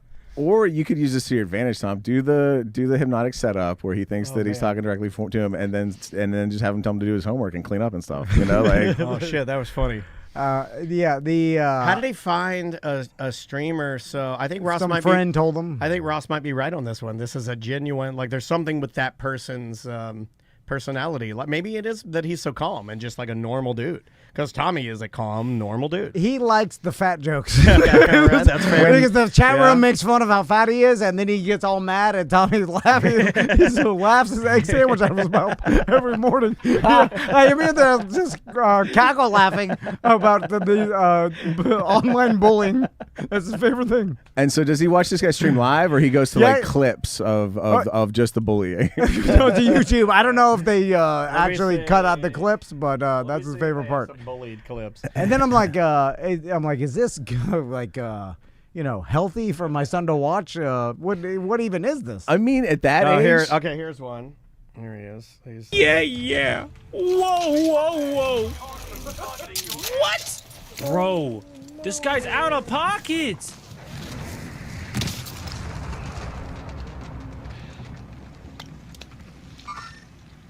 Dude, someone's been doing some good stuff. He's doing 3 in a row. Bro, it was a meme. I don't understand it. I don't get it. I don't get any of it. I don't get it. We're doomed. We're doomed. I know we're doomed. Yeah, we're doomed. I don't know what to do with that. Well, speaking of doomed, he's getting owned at the game. You guys don't get it. It's funny. No, all Ross that right, plays the yeah. video games. Yeah. We went from sports to Ross's land, and Ross is like, look at these two fucking knuckleheads. I like games too, but yeah, I don't. to my realm. I don't play a lot of online games because I get too angry. at them. So it's surprising to me that the king of confrontation that you can run in that world like Blade. I just got into a new one called Space Marine 2, and that's a good game. It's a good game, but the online component is very team based, and you have to have like a composition of the right team. And also if you play your character wrong, you can fuck up everybody's run, and it's super toxic. It's awesome. Yeah, that sounds good. I've been playing the new Indiana Jones and the Great Circle game. It would bore the shit out of anybody younger than 40. Oh, really? Yeah, it's because they just did like, hey, let's make an old man Indiana Jones game. Half of this shit is puzzles. Like I'm looking at a wall, and it's like, oh, you gotta take this. Which one is that? That's the mummy cat. Slide the mummy cat over here. All right, where's your Ankh? Put your Ankh up there. Open the treasure door. All right, put the sandbag. I meant to ask you, did your kids move on to Rivals? The new hot game is it's like Overwatch but with Marvel characters. No, they're still on Fortnite. Ryan and Holmes Roblox. is playing that. I heard. Yeah, I heard my kids are on it. It's kind of fun actually. It's not bad. I'm upset because my sons have graduated out of the land of toys for Christmas, and they have asked. Do you call it the land of toys? No, because that might be part of the problem. I'm like, what toy? It's hard for them to even because everything's digital, and they're just like, I'd rather play Fortnite and Roblox. And have you played it? It's awesome. Than anything else. So they asked for like pillows and shit, and like Tommy wanted a cooling pillow. I like that. It's a practical boy. Yeah. That's a goddamn good practical boy, right? And then there. I'm like, do you want to get him the one you got me? Then I know. That's probably my gaming son, my cooling pillow gaming son, and you can have my daughter. Straight swap. I heard kids today wanted Chili's gift cards. I don't know. That's just me. Probably. I'll fuck up a Chili's gift card. And they El want Presidente. V-Bucks and Roblox, Robux and all shit. It makes you bad. I'm like, don't you want a gel blaster? I was showing them online. I'm like, look at that. I'm like, me and Max and you could all shoot each other with you these gotta go real gun. Orbeez. What is they like, don't want it. In Fortnite, they got a gel blaster skin. You could give them that. Do you have a number one thing that is in your mind? Like for me, I'm pretty sure with my dad, I hit the nail on the head when I asked my dad for the Red Ryder BB gun because he wanted me to ask for it. Mom didn't want to get it for me. I've told the story a dozen times, right?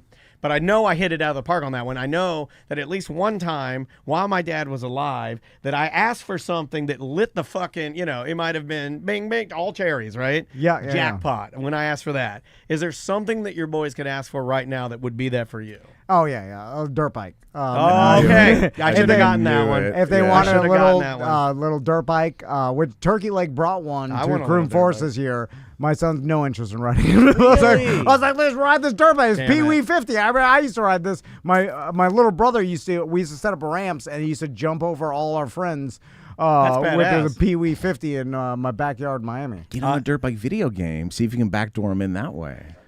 They like That's not a bad idea. Right? Have you played the new? They have the new one that's the fancy. It looks like real dirt bikes. My kid was playing that for a minute. Yeah, it's a good game. Yeah, and it was free on Game Pass. I think it is. Yeah, they want the digital dirt bike. Only the real one too hard to ride. That's the thing. Well, you also get hurt if you lay it down. Yeah, Fortnite. There's a dirt bike in Fortnite. Yeah. Fortnite dirt bike. Yeah. Mine would be anything hard they don't like. You can guess mine. I know you could guess mine with Maisie, probably. I'm beaming it to you right now. Drums? Yeah, 100%. Yeah. And we have drums. Yeah, never wants to play No. them. She'll show them to her friends. She'll be like, there's drums up here if you want to play them. They're my dad's. I'm going to go downstairs and dance. Yeah. Something music. I mean, I would even take, and maybe this is the wrong way of looking at it, but I don't think it is. I would even take like the tuba, the violin, like something that I don't. Russ, have your sons ever expressed interest in stand-up at all? Like, interesting. Yeah, one of my kids one time on his birthday wanted to do some time, so I let him. But in terms of like actually like how do I do this and make it? Well, not really. No. Yeah. How the hell did Archie Manning get two of his sons to win 2 Super Bowls? I don't know, and one goofball. They just both liked it. Or did he force him? What the hell did he do? I know you're obsessed with it, but I sometimes I think I'm gonna wake up in the middle of the night and I'm gonna be like, he forced them. Like that's the secret. He probably just was nothing in the house but footballs. He was a football guy. There was just nothing in the house. Let's analyze that. He was for a never even second. home. No, but he's fucking out playing football. You may have hit the phrase of the day. Yeah. The phrase "nothing in the house." Think about that for a second. What did I ask for? I asked for a BB Books. gun. What was in the house for me to play with? My toys and a BB gun. That's it. There was 2 things. Or was it he was never home, and then his sons longed for his father's attention, and then they started playing football because of that? because then they grow up normal football guys to be like true, excellent super ones. That he had to be like meddling, constantly, like Tiger Woods' dad. Exactly. Melissa- Venus and Serena. Melissa in the chat room says that she heard that Archie Manning brought them egg sandwiches in bed. That's a mean ass bitch in there. She's fucking you up today. She's a mean ass bitch in there. She's fucking you up today. Yeah, I fucking wrote a nice card and Yeah, I your know. goddamn holiday card. I think you even drew a heart on it. Yeah, like, thank you. I tear said that something shit in about half. talented. I'm gonna spit on that. Hawk to it. yeah.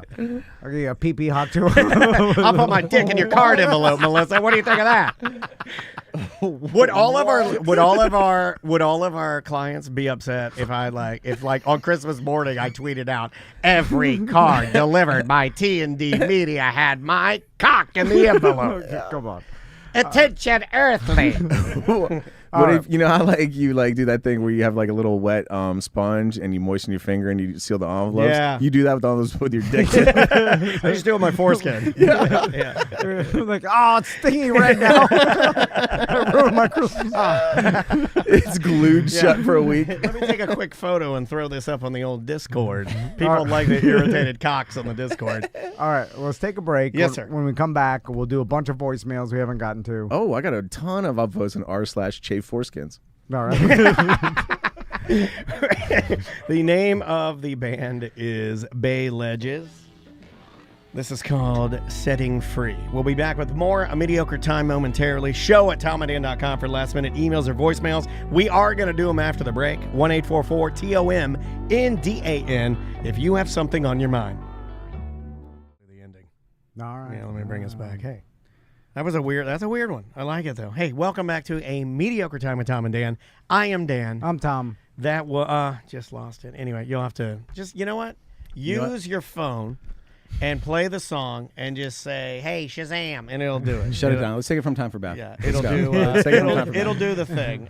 Do we want to do mail on mail? Are we doing that? Yeah, let's do it. Let me see if I still got that button. Yep, I do. That was an old intro. It's like from 2010.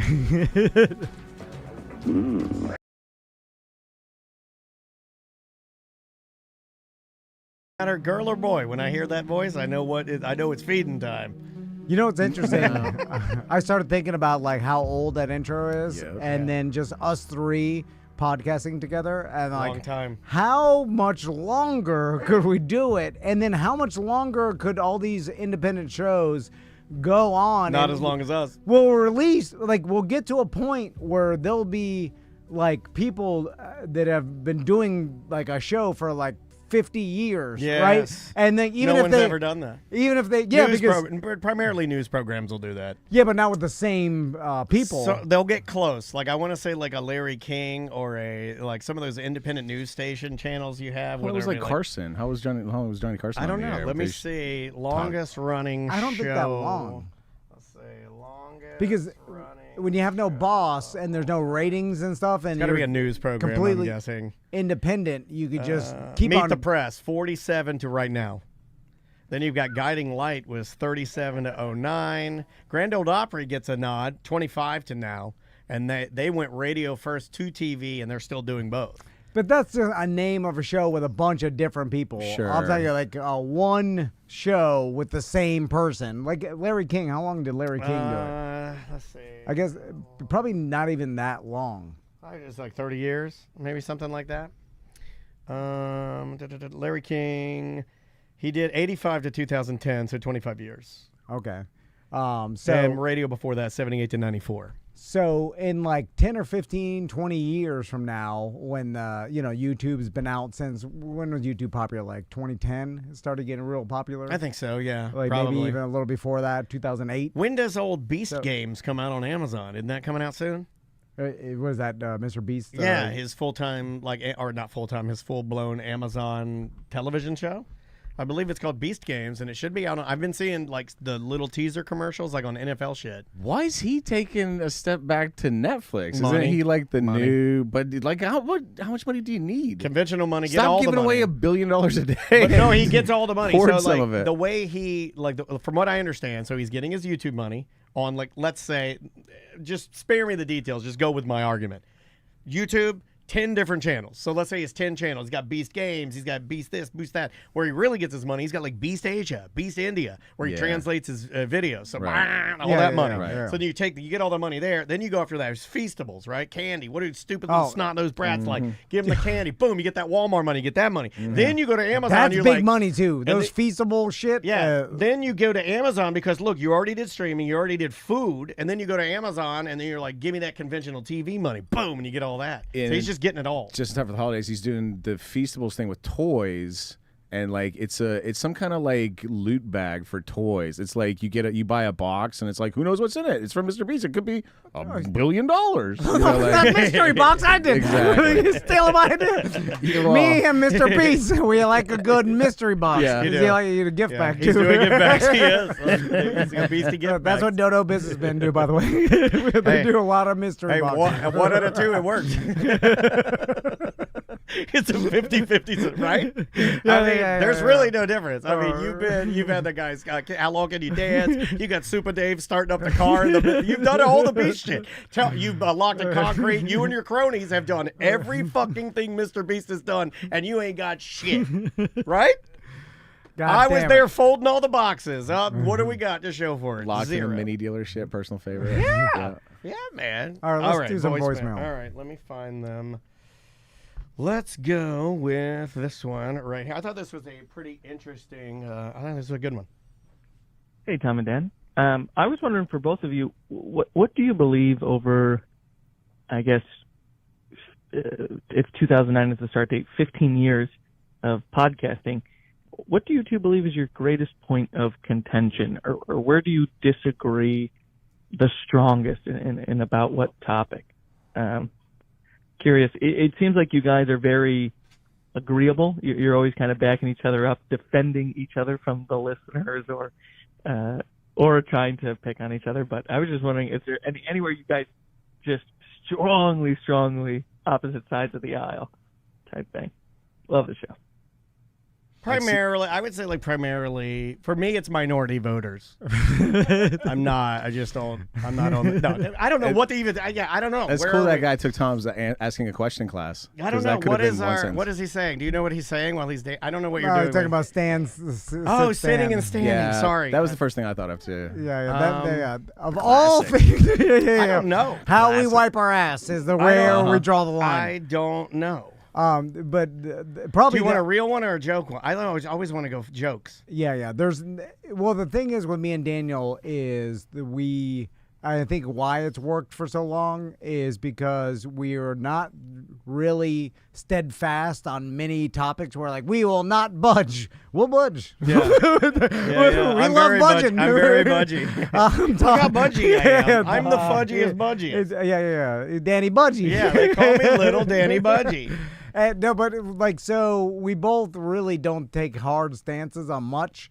And it's kind of like, if one person really believes something, we're like, all right, let's do whatever you want. And if I want to do something, Daniel's like, all right, let's go. You were never going to be like, I will never, ever do this. It's just like, well, whatever. Well, we do. Don't give a shit. Yeah, but there's also I think there's a natural give take. Yeah. Right. So it's like, and I think we naturally know what to help with. There's not a lot of us reminding each other's, right? I mean, we kind of know what we're doing and roll along, but I can't really think business stuff. Yeah, we've only had maybe 4 arguments. Yeah, and they're not really arguments. What I would describe them as, he's stressed out because he's planning an event. This is it every single time. You've probably even witnessed some of these, Ross. Tom's stressed out because he's planning an event. I'm stressed out because the stress from the event, it jumps on everything. I don't handle stress well. He does handle stress better than I do. Then there's this weird where we stop communicating correctly. We stop talking because we're too busy to do it. And then there's this weird explosion point where we explode. But then when we get to the end of the explosion, There was no real problem to begin with. Yeah, it was yeah, just yeah.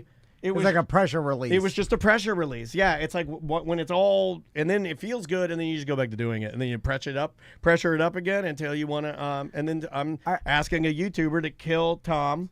Or tell Tommy to kill Tom, and one day I will win the pressure off.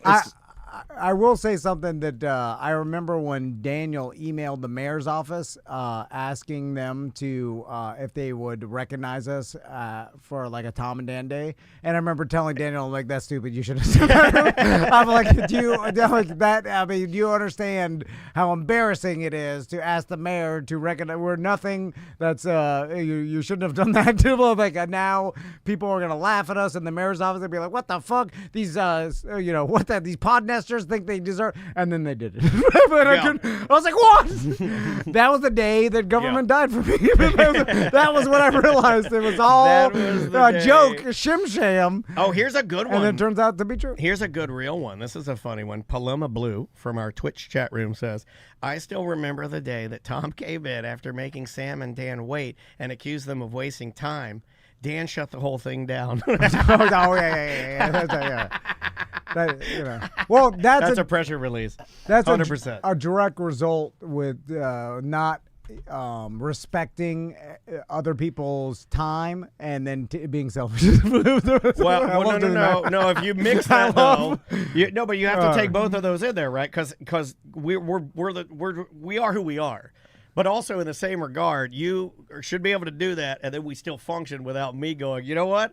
I'm going to fucking destroy this whole studio. I'm going to tear it all down. You see what I'm saying? Like, there is a bad equation. So that's why we kind of refer to it as the pressure release, because I'm not going to speak for you, but at the end of it, it's a nothing. You guys are in such like a long-term relationship. It reminds me of me and my wife in a lot of ways. And you run into problems when both people's biorhythms are low. Yes. Like when because she's perfectly said. With us, it's usually my wife is usually like on an alpha wave. She's up and happy and chirpy, and like I could be anywhere, So like if she happens to be down one day and I'm down, that's when we have like some butting heads. Yeah. And then it's probably similar to you guys. Like we don't have like big fights often very much anymore, but like we have had in the past, and it's like you can't remember what they're about. They just happened. Like we have one incident we refer to as the time we broke all the plates. All right. This sounds fantastic. You broke your own plates? I bet that felt fucking amazing. And then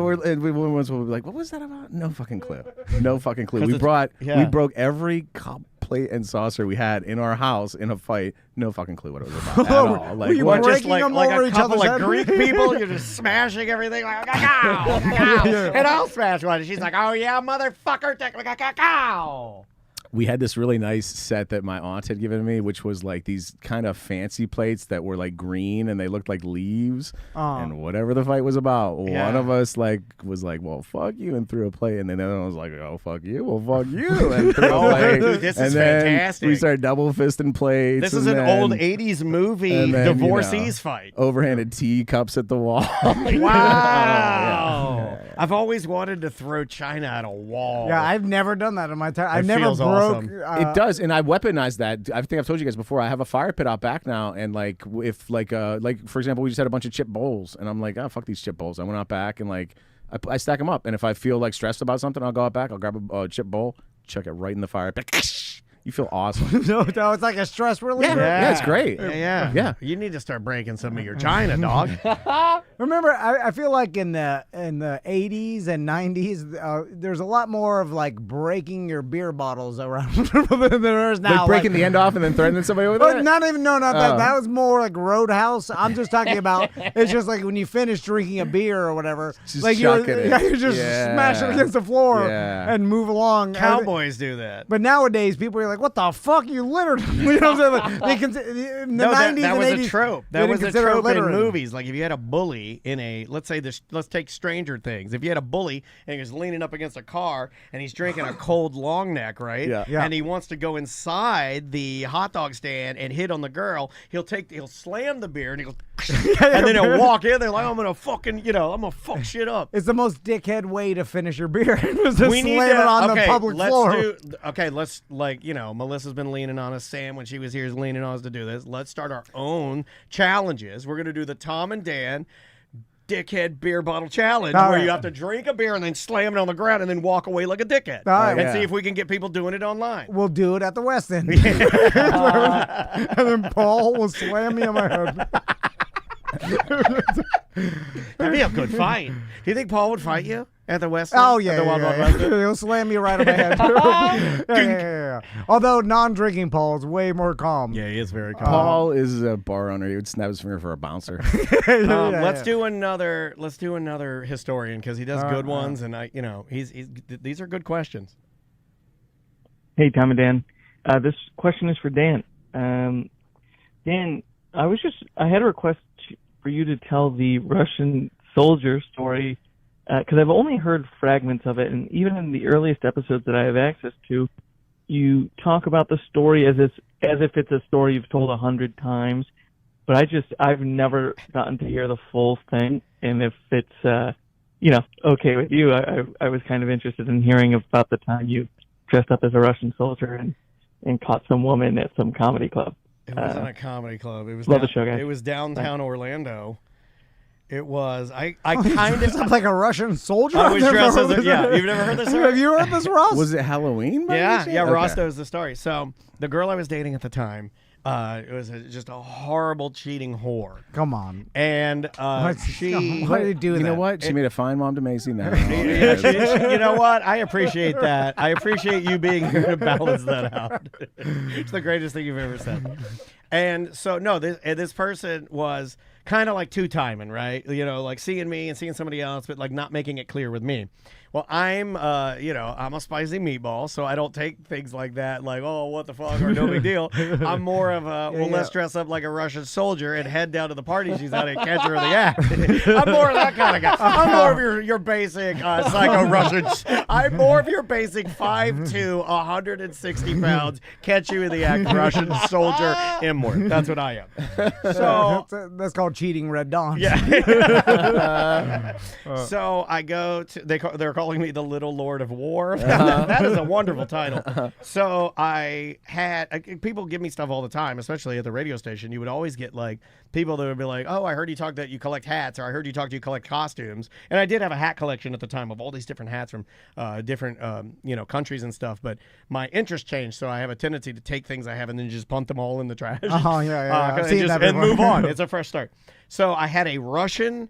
Like it was like a Russian police officer, the hat, like the furry hat, yeah, like the one you would wear for Fargo, like a Fargo hat. Yeah. Okay, and then I had a green coat that was very, like very proper with like the logos and everything on it. And I had a pair of like khaki pants that made like it like matched it perfectly.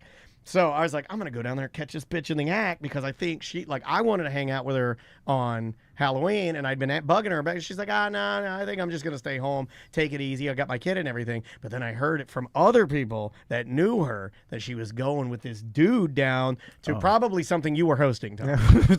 Church Street. Yeah, You're from Russian intelligence. Yeah, I got. On the wire. Yeah. I heard, what do they call it? I heard some rumblings. Yeah. Like some like things coming through. A lot of activity. A lot of activity on the lines. So I had a truck at this time. So I drove my truck down there, but the only time I could get there, I knew I had to get in early. This is a really psycho thing to do. I knew I had to get there. Well, that's why we wanted to hear it. Yeah, okay. So I knew I had to get there early because it was it's like a block party. So, and you're never going to find a place to park. It was a communist block party. Yeah. Man, you're killing it today. But you were never going to get in and get out. Getting out of there or getting in there late is hard. Shit slammed. So I got there really, really early, and I realized I had to get there early to get my car there. So I drove it down there, and I parked like on the street before anything was set up, and I laid my Russian clothing out, and then I believe I took, now my memory is the greatest flaw I have is my memory, but I believe I slept in the back until nighttime. All right, well now it just got real. Yeah. You went there during daytime. You said early. I thought it was like a half an hour early. It was an old school stakeout. You went to. I did a stakeout before they closed off the street. I did a Russian police stakeout. Okay, all right. This is like the plan that guy had to assassinate that CEO. Dude. Yeah. This is you are on his level. Luigi. It's me. And so I write codes on my ear flaps. so I wait, and then so when it was time, all I had to do, because I was already in, and then I didn't even have to pay to get entrance in because I'm parked like street level. So I could I put on my Russian outfit, and I slipped out the side door, and then boom, I'm in the party. And I walk, and who do I see standing right outside the front of what was that? There was it was like a tiki bar up top. Across the street from like the Globe, there's it was like Well, what is that? Latitude's, Big Belly, and Chillers. Yeah. Okay, And keep going. Mako's. No, go past all of that and go down to Towards the train tracks? The Like ones the that just turnaround? shut down, the Wall Street group. Yeah. Oh, So like- Wall Street Plaza. What was that Cheyenne one at the very Saloon. end? There was like a Cheyenne Saloon. tiki bar at the very end. Oh, there was not Cahoots, but Fuck, there what was was the Moonshine place? We did a goddamn event there. It was the Moonshine. There was Cahoots. There was That a was- tiki place just short of the one that used to That be was the old Big Belly. Improv. Yeah. Somebody saying One Eye Jacks, Ember. No, it's but anyway, it was a tiki bar at the Yeah. very Wall end. Street. Yeah. And it was we met Leanne and Andres up there for like a birthday party or something. Yeah. They I know like that that guy. place. I forgot the name. Watiki. Thank you. All right. Thank you to Dinky the Drunk in the chat room for doing that. Goddamn. So Watiki Lounge. So right coming out of Watiki Lounge, I'm dressed as a 5'2" Russian soldier, intelligence. Just stepped out of my truck. Right coming out of Watiki, this bitch is dressed like a devil with a butt floss. goddamn whore, goddamn G-string G-string devil. butt floss devil standing there. I'm like, Hold on, so- were you wearing a diaper? like an astronaut? That's a great joke. I should have been, because I remember having to. I remember so I confronted her. Okay, all right. This is all for the historian. This is just, I love you, buddy, if I'm telling this fucking embarrassing ass story. So I confronted her. Daniel, he's the second. I'll confront some motherfuckers. Just like Ross. That's why he likes Well, I mean, confrontation so much. the two of us will confront your ass. And I confronted her, and even now thinking about it, I still get a certain level of satisfaction because I confronted her so hard that she turned and ran because there was nothing she could say. I caught her in a bold-faced lie. Like, I caught her so fucking hard. You fucking whore. I wish that who she was cheating on you with was dressed like Uncle Sam. just so it was U.S. versus Russia. It's like the reverse Drago. yeah. I'm reverse Drago. Same color hair, but very small.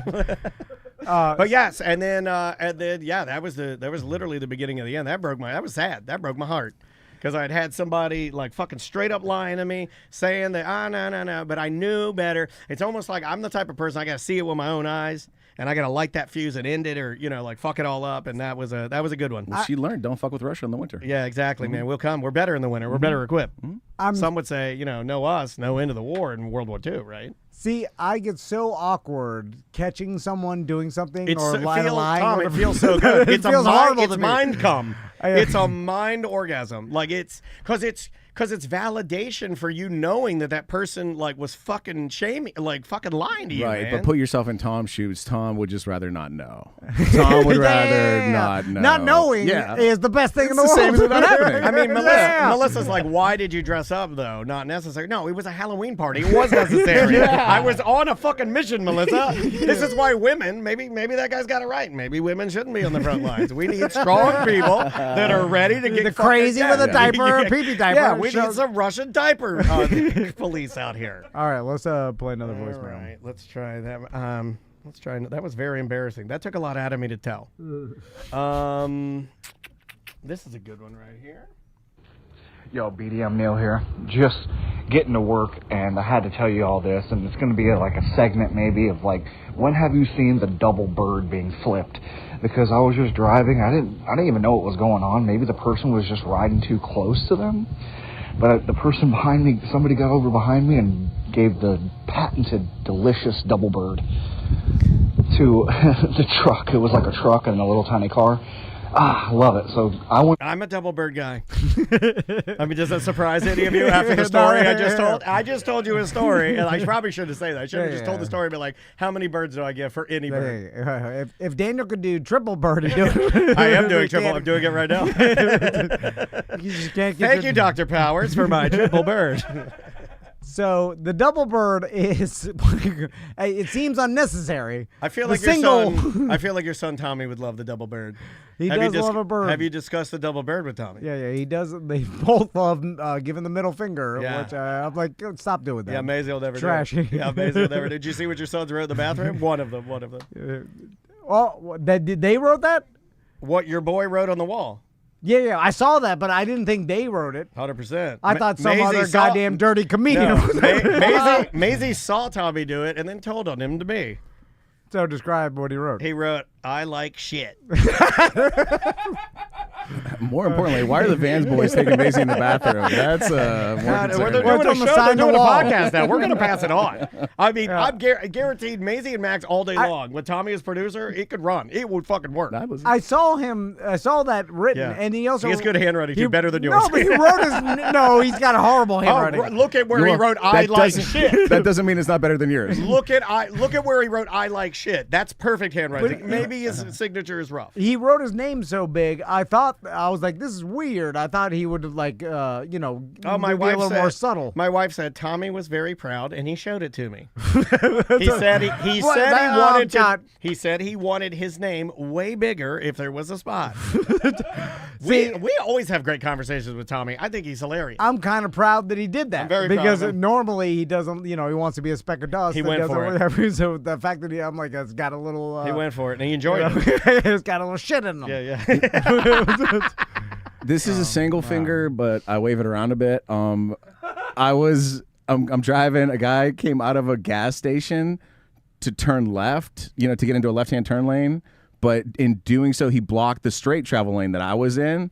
And so he's blocking two cars in front of me and trying to get into the left-hand lane. And our lane is wide open green. We could go, but the left lane can't turn because of opposing traffic.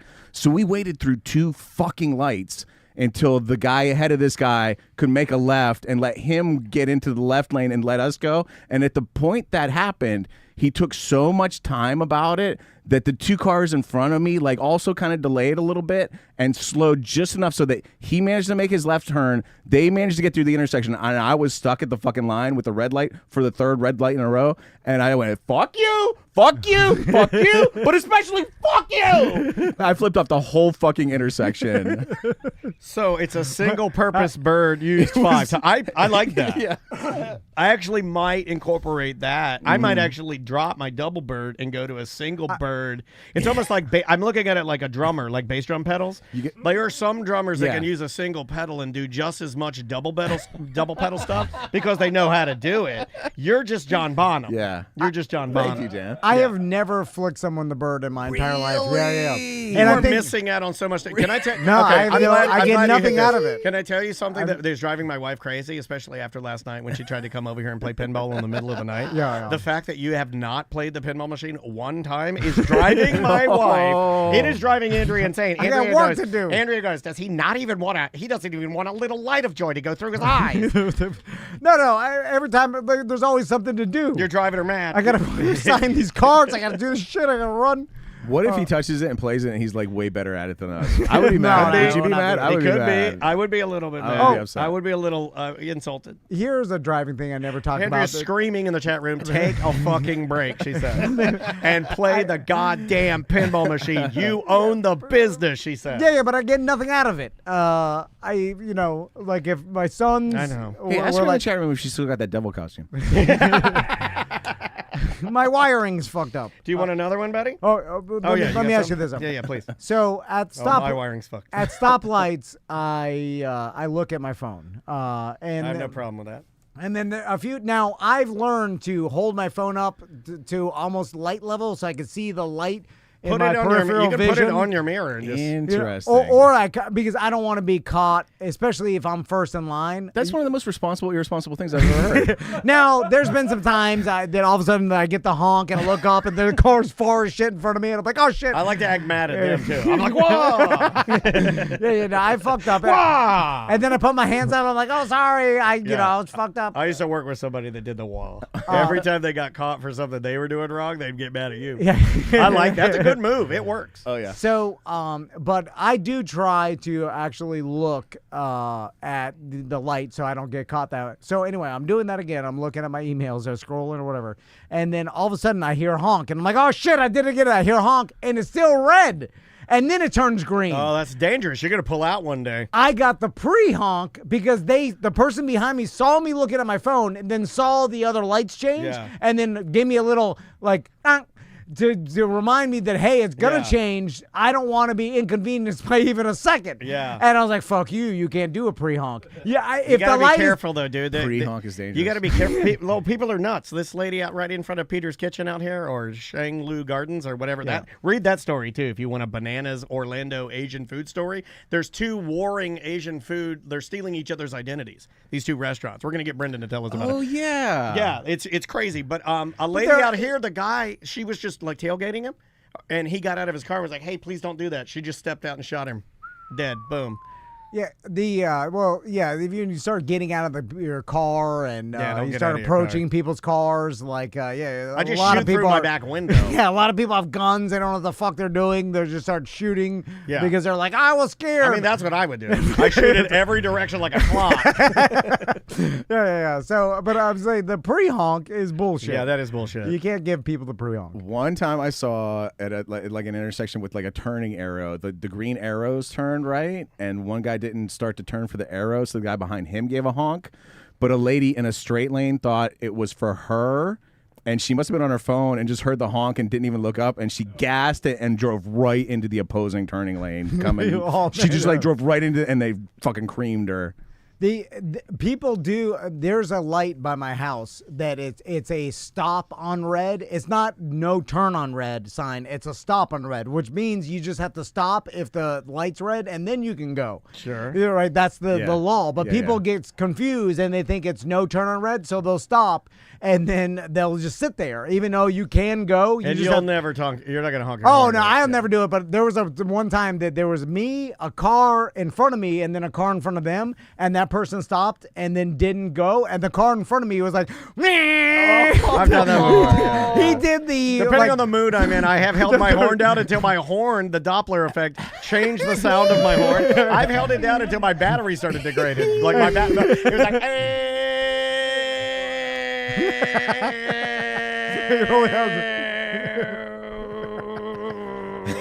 because I'm killing my car. I'm so angry. But and that person, even though that person did a 30-second land on, he just stood there. Did you know you could do that? There. I don't think it works in my car. I don't think it works in electric cars, but in a conventional combustion engine car, if you hold the horn down, I think the alternator doesn't have enough. And it was like, if you were behind me, and that's how bad I get. And you did a 30-second honk, I'd drive off a cliff. I just drive. He must know. Whoever's honking at me must know I have to drive off a cliff. Like if there was like a sinkhole, I was like, I gotta go. I just drive into it. He knows. I'm like, no one's that aggressive and not understanding what's happening. The idea of you freaking out. It's so funny to me. You just drive away real fast. Even the lights are running air. You know what it reminds me of? It reminds me of when you passed out, I always hit the tree in the junkie truck. All right. No, but that one was that because I heard it and I saw it. Like that time, you were going fast. I can't remember if I've told you guys this one, but it's pretty on theme. So maybe it's a repeat. Sorry. I'm at a red light. It turns green. I'm at a red light where like a lot of people turn right, and it turns green, and I'm making a right-hand turn too, so my signal's on. But a guy comes out into the crosswalk like immediately when the light turns green. So I'm going to make my right turn, but I stop, and the guy behind me 30 to 45 second honk because I stopped to let the guy go through the crosswalk, and so we make the right, and we come to another stoplight immediately, and I'm turning left, and he's going straight. So I'm like, oh my God, I'm going to get to confront this motherfucker. I might even get out of the fucking car on this guy. So like we come up, I get into my lane, he's pulling up, so I roll the windows down. I'm like, I'm like turned hard to the right to like get at him because I'm so in the right. Like there was a guy there, motherfucker. Like I couldn't go. What do you want me to fucking kill somebody because you're impatient when you get to goddamn McDonald's? Your fucking fries or whatever? He pulls up to the light and stops and looks at me and goes, sorry. sorry, I didn't see the guy. And it was like anger blue balls. It was the worst. It was so bad. And I could just go like, okay, and roll my windows up. I love that you get anger blue balls. I was so mad. You're like, oh! And I was ready to anger come, dude, and I couldn't. That's funny. You'll never know what that feels like. Yeah. You'll never have anger blue balls. You'll never have a little bit of pinball in the eyes. You gonna do one more and get out of here? Yeah. All right. To be honest, I've never gotten regular blue balls. I've never understood what that meant. Where people are like, that your balls hurt. Yeah, I jack off too much to get regular. I'm constantly jacking off. It's like, how stored up is it? Yeah, there's no such thing. All right, one more. All right, one more. Here we go. Hey, Tom and Dan. Oh, sorry. This question is actually for one of your restaurant sponsors. The next time, You know what? We're not gonna too much historian. I don't want to burn his. Okay. Yeah, let's do this one instead. Tom, Dan, BDM Mike, driving down Orange Avenue, and I remember someone on a ACT in the past talked about the Radio Shack that was there. No longer. It is now a smoke shop. BDM for life. Love you guys. Well, it's gone. That sucks. It's a head shop, and that head shop for like a hot minute, maybe like 3 weeks, they had a strobe light out front that was a hazard to navigation. Yeah. The strobe light has never been good. This was pointed. I've never been like, oh yes, they got a strobe light. Let's talk about It's always horrible. I'm glad you mentioned that. Let's analyze the strobe light before we get out of here. The strobe light to me as a young man meant that I was at a place of ill repute. When I was with my father in a strobe, I'll give you the places that had strobe lights with my dad. All right. Pawn shop had strobe light. CB radio install and sales had a strobe light. Car stereo had a strobe light. Yeah. Window tint had a strobe light. Those were the big four when I was a kid. We didn't have vape shops, but vape shops are continuing the strobe light. You see them a lot. Strobe light tradition. A lot of like Asian or Middle Eastern stores will have strobe lights. I feel like maybe it's a cultural thing. I don't fully understand it. Well, vape shop is a new car audio shop. There's much pretty good. Like in pretty good. in the 90s. That's pretty good. And then there was as many car audio shops as there was vape shops now. Like in every strip mall, there's a vape shop now. There used to be car audio. You go in there, you get a custom Kicker 10 in the back of your mini truck, or you get some Alpine CD player. And whereas back in the 90s, it was like, which Iowa faceplate stereo should I pick out? Now I go to the smoke shop, and the dude helps me pick out like a new vape battery. Like, yeah, you got them from like $40 if you're looking to spend big, all the way down to these ones. I think all the stores are like, no more speakers. We're going vape. Yeah. And that's where. Well, that's people where don't like music anymore. They just like getting fucked up. Yeah. The ChatGPT says that it's mostly for like deterring theft or loitering. No, they had theirs. It was, first of all, it was up, I think it was on the former Radio Shack flagpole. It was at the top of the flagpole, and it was pointed out into traffic. So it was like a flagpole. I swear to God, it was so Everything up on a high. flagpole, except for flags. It was so up high in the sky and pointed out into traffic, and it was like so distracting. It was clearly meant like, look at us, we're a head shop now, not a Radio Shack anymore. I remember like a strobe lights at parties, like when I was in like middle school, whatever. I begged my dad to buy me all that stuff so I could like, I don't know what, sit in my room and jack off with a strobe light. Like, what was I gonna do with it? It looks like I'm jacking it slow. Hey, look at that.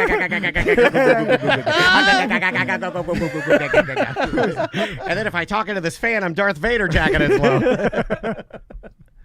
And then the roller rink always had one. Oh Yeah. Although the new age roller rink doesn't rock the strobe light as much, I think that's because of seizures. like somewhere in the 80s We're and so 90s. soft now. Yeah. My God. Interesting. Yeah. But your kids watch anime. They're fine. They don't do as much strobes as they used to. In the anime? Yeah. Oh, most anime is strobe like crazy. You seize out. Yeah. The new Marvel game I was telling you guys about, like, there's an unskippable, like, 30-second thing at the front about, like, this may give you seizures from flashing lights, even if you're not susceptible to it. Like, it's my like, theory as a young boy was seriously, as a young man, was always that they put that on there to make you think the game was better than it is. Yeah, there's no actual seizures happening. It's like when even Jackass, I always thought when they play the warning, I'd be like, that's the best fucking thing you could ever do is put a fucking warning on it.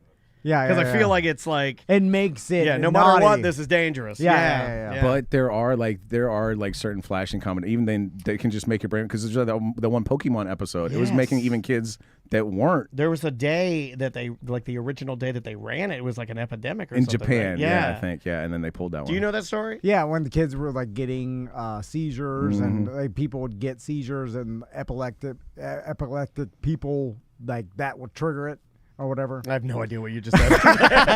What? I wanted to end the show. Yeah, let's get out of here. It's been a long week. That's all I had. That was it. I didn't want to talk about the one. I knew it. Right when I talked, I was like, oh, shit. I just opened the epilepsy door. Fuck. Is this the right class? One of my favorite things to do after the show now, I like looking at the AI notes, Dan, because it's really neat what sometimes the AI they're picks right, out. sometimes they're not. I don't even care. It's just neat what they pick out and what Yeah. it says, and I hope it says Tom didn't want to talk about the last thing. At the end, 'cause, normally that's the kind it'll of thing find it the would one pick thing out. I don't want. Yeah. They're like, I made a joke, and then I made a quip. It was like last week. I made a quip where I was like, well, that was fucking not funny. And then ChatGPT was like, Dan made a joke that he said was not funny. Yeah. I'm like, well, thanks a fucking lot. I love that. That's check out the AI notes, you guys. Any tots with Ross? Anything to plug? Any shows? I got some stuff Let's going on. correct that. We need to correct that. The brewery that we got it wrong last week. Don't you have a brewery I'll show? take care of it. Yeah, Perfect. You guys didn't bring up Moto Whip, but if you did, I was going to mention the fact that you can get a metal ID card from Mo. Is it? Yeah, All right. I've been begging Tom to do those for BDMs for about forever. Yeah, you go to Mo's website, Yeah. you sign up for VIP. He sends you a medal. Here, check it out. Yeah, Tom. for free. He sends it for free. They're not even giving him money. Oh, He's yeah, just where'd he like, get these? well, I you'll know, never, right? you'll never ask him. This has got to be 89 cents. It's really a dollar. nice. I know. It's He's actually just sending it out it's to really people. nice. By the way, he mails it to you. The postman got hurt back from it. All right. Actually, tonight, if you're listening tonight, you want something to do, come by Barley and Vine in the Milk District. Nice. I'm on Roast of Santa as Rudolph, so that'll be fun. That is a ticketed event. And the show you're talking about, Dan, the 20th at 12 Talons Brewery on South Street. It's the former Vampire Laundry I told you guys about a couple times. 12 Talons Brewery on the 20th is Untold Tales. You can see Cheery the Elf there, along with other lesser-known Christmas characters. And I will tell you guys, keep on the radar, Dan. The 24th of January, What Do You Want From Us? Again at Framework on Mills. And I'm in a Fringe show, you guys. My friend Amy LaCour, her Psych show.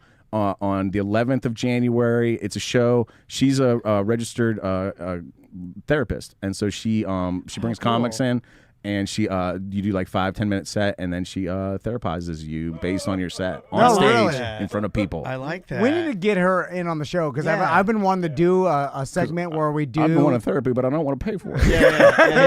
Well, don't say what I mean, God damn it! He did write, don't say what I mean, on a little piece of paper he was holding while he was saying that to you.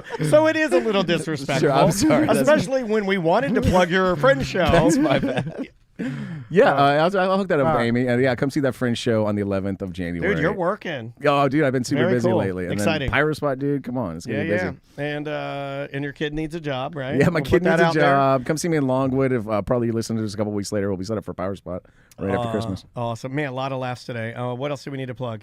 You know what? I need to get Tommy in there in that tent and start working because Yeah. Absolutely. No, we got some stuff. I mean, for if Tommy, you for do sure. leave him with Ross, he will get tough. If you leave him in the tent with Ross at Pyro Spot for one summer, you know those pictures on Reddit where it's like the guy's like a blob, and then he's like 3 months, and then the guy's like fucking shredded. That motherfucker will come out like all the confidence, like every bit of like Ross level confidence, will be bullying the fuck out of you. He turns into a shredded black guy. That's a meme.